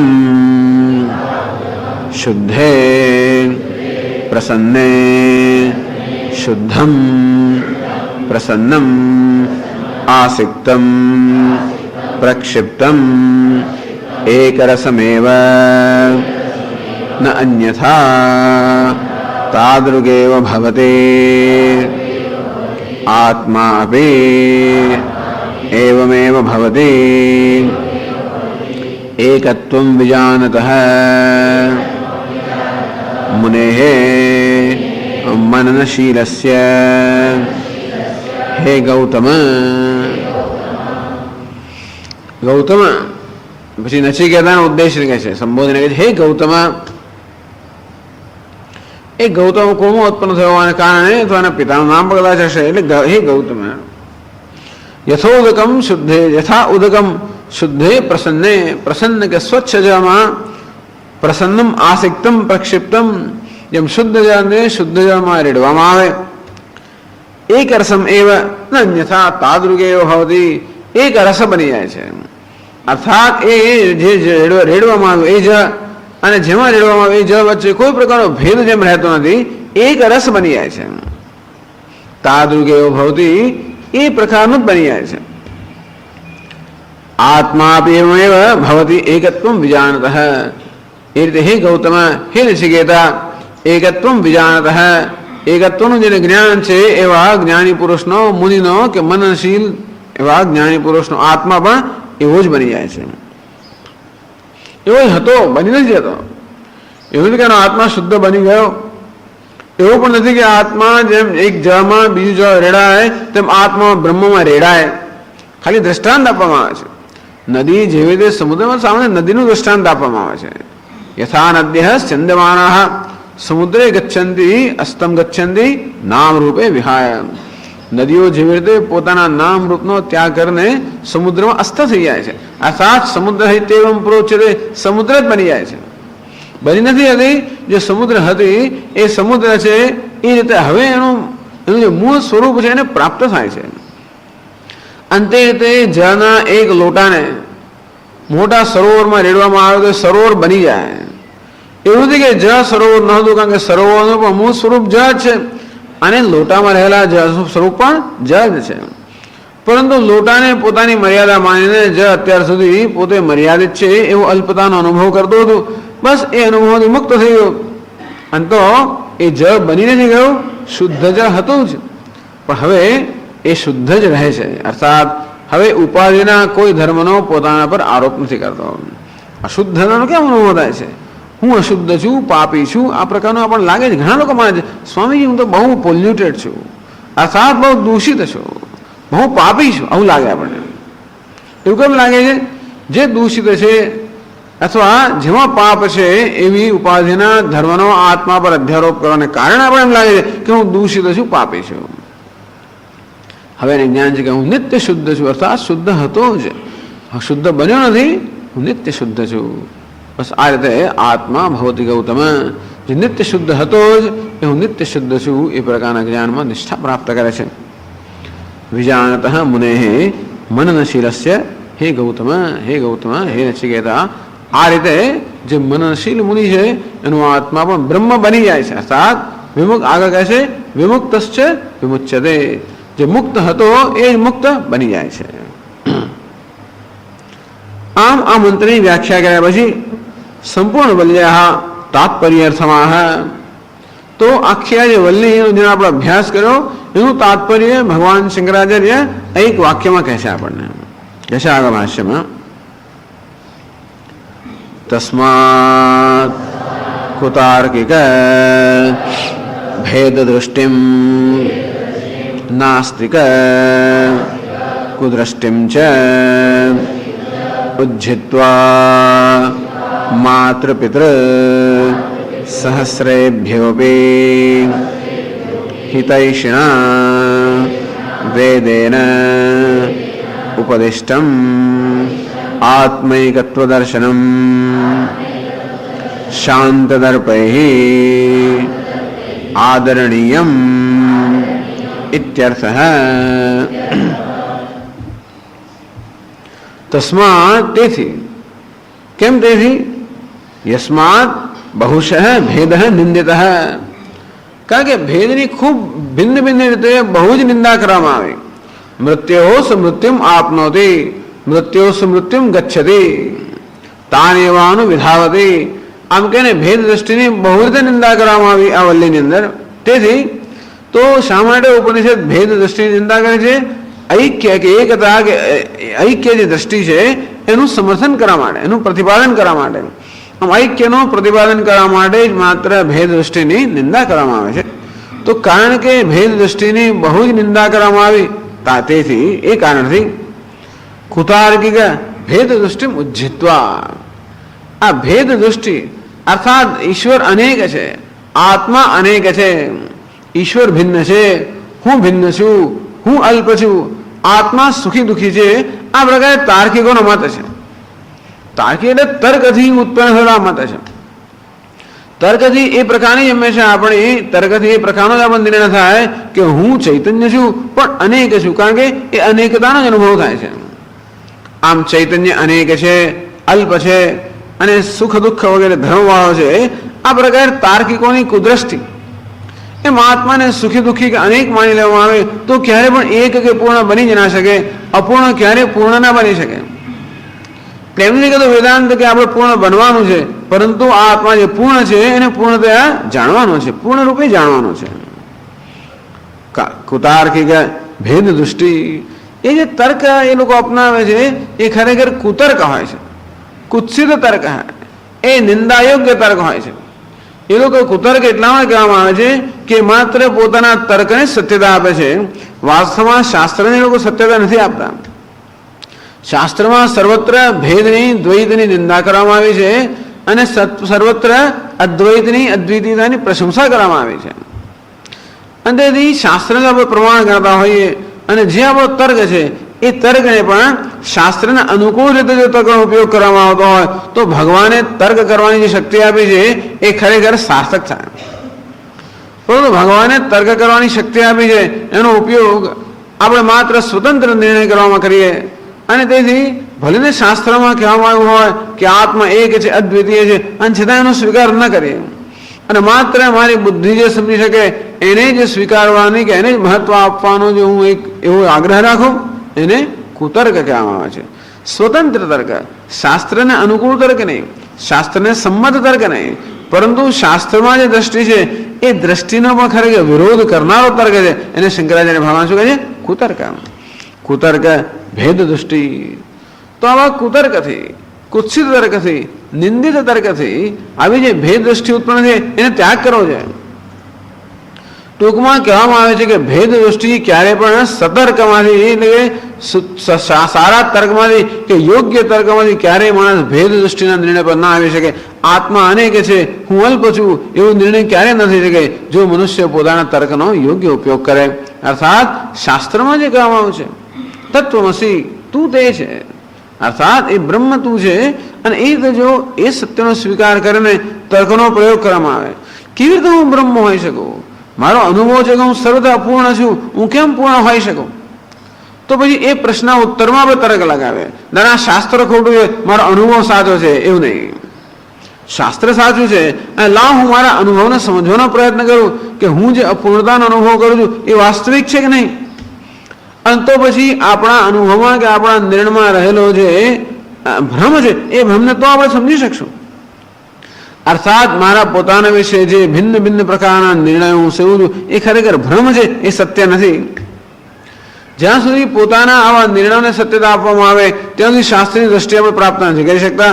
પણ જ્યારે શાસ્ત્રની દ્રષ્ટિએ સ્વીકારવામાં આવે અને પછી પોતાના અનુભવો છે કે નિર્ણયો છે એને જ્યારે યોગ્ય રીતે સમજવાનો પ્રયત્ન થાય ત્યારે સમજી શકીએ કે મહારાજે મારા પોતાના વિશેના નિર્ણયો છે, જગત વિશેના નિર્ણયો છે, ઈશ્વર વિશેના નિર્ણયો છે, એ એક વાસ્તવમાં માત્ર આ ભ્રમમાંથી જન્મેલા છે, વાસ્તવિકતામાંથી નહીં. એને શું કહેવાય? કુતર્ક નહીં પણ સુતર્ક કહેવાય. એ કેવો છે? સુષ્ઠુ તર્ક, અર્થાત યોગ્ય તર્ક છે. દુષ્તર્કાત સુવિરમ્યતામ. હંમેશા કહે શંકરાચાર્ય કે દુષ્તર્કમાંથી મનુષ્ય મુક્ત જ રહેવું જોઈએ. દુષ્તર્ક, દુષ્ટ તર્ક, દૂષિત તર્ક, આવો તર્ક જે શાસ્ત્રની દૃષ્ટિને વિરુદ્ધ છે ક્યારે પણ એ ન અપનાવવો જોઈએ. એટલે કે કુતાર્કિક ભેદ દૃષ્ટિ ઉજ્જિત્વા. તાર્કિકો આ પ્રકારની ભેદ દૃષ્ટિ આપણે ઉત્પન્ન કરે એનો ત્યાગ કરીને નાસ્તિક કુદૃષ્ટિમ જે ઉજ્જિત્વા. એક ભેદ દૃષ્ટિ છે, બીજે કુદૃષ્ટિ.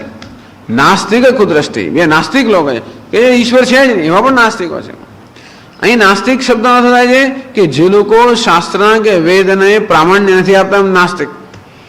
ટૂંકમાં બૌદ્ધ વગેરે કેવા કહેવાય? આ દ્રષ્ટિએ નાસ્તિક કહેવાય, જે લોકો વેદના પ્રામાણ્યને સ્વીકારતા નથી. અથવા એ જે દ્રષ્ટિ, એવી દ્રષ્ટિ જે શાસ્ત્રના પ્રામાણ્યને સ્વીકારતી હોય, જે ઈશ્વરના અસ્તિત્વને નકારતી હોય, આ પ્રકારની દ્રષ્ટિ કહેવાય છે નાસ્તિક. નાસ્તિ, ઈશ્વર નથી એ દ્રષ્ટિને શું કહેવાય? નાસ્તિક. કે શાસ્ત્ર પ્રમાણ નથી એને શું કહેવાય? દ્રષ્ટિને નાસ્તિક. નાસ્તિક કુદૃષ્ટિમ ચ ઉજ્જિત્વા. અને તો પછી આપણે જ્યારે શાસ્ત્રનો કે ઈશ્વરનો સ્વીકાર ન કરીએ તો જેમાં ધર્મનો પણ સ્વીકાર ન થાય, કોઈ વસ્તુનો સ્વીકાર ન થાય. એ મનુષ્યનું જીવન એ છે કે છે અસન્નેવ સંભવતી અસત બ્રહ્મે દેવેદ છે. જે બ્રહ્મ કે ઈશ્વર નથી એવી જાતનું જે જાહેર કરે છે એ પોતે પણ નથી બની જાય છે. અર્થાત એનું જીવન પણ કેવું બને છે? નિરર્થક બની જાય છે. એટલે કે નાસ્તિક કુદૃષ્ટિમ છે ઉજ્જિત્વા. આ નાસ્તિક લોકોની જે કુત્સિત દ્રષ્ટિ છે, વિકૃત દ્રષ્ટિ છે, એનો પણ ત્યાગ કરીને, આમ બે વસ્તુનો ત્યાગ, એક તો કુતર્કનો ત્યાગ કરીને અને બીજો નાસ્તિકતાનો ત્યાગ કરીને. તો એ ત્યાગ શા માટે કરવો? કે મારી બુદ્ધિ છે, મારી બુદ્ધિના નિર્ણયનો કેમ સ્વીકાર ન કરવું? શા માટે મારે શાસ્ત્રની કે વેદની દ્રષ્ટિનો સ્વીકાર કરવો છે? એવું શા માટે? તો કહે છે માતૃ પિતૃ સહસ્રેભ્યો બી હિતૈષણા વેદેન ઉપદિષ્ટમ. આ વેદ છે એ કેવા છે? માતૃ પિતૃ સહસ્રેભ્ય હિતૈષી.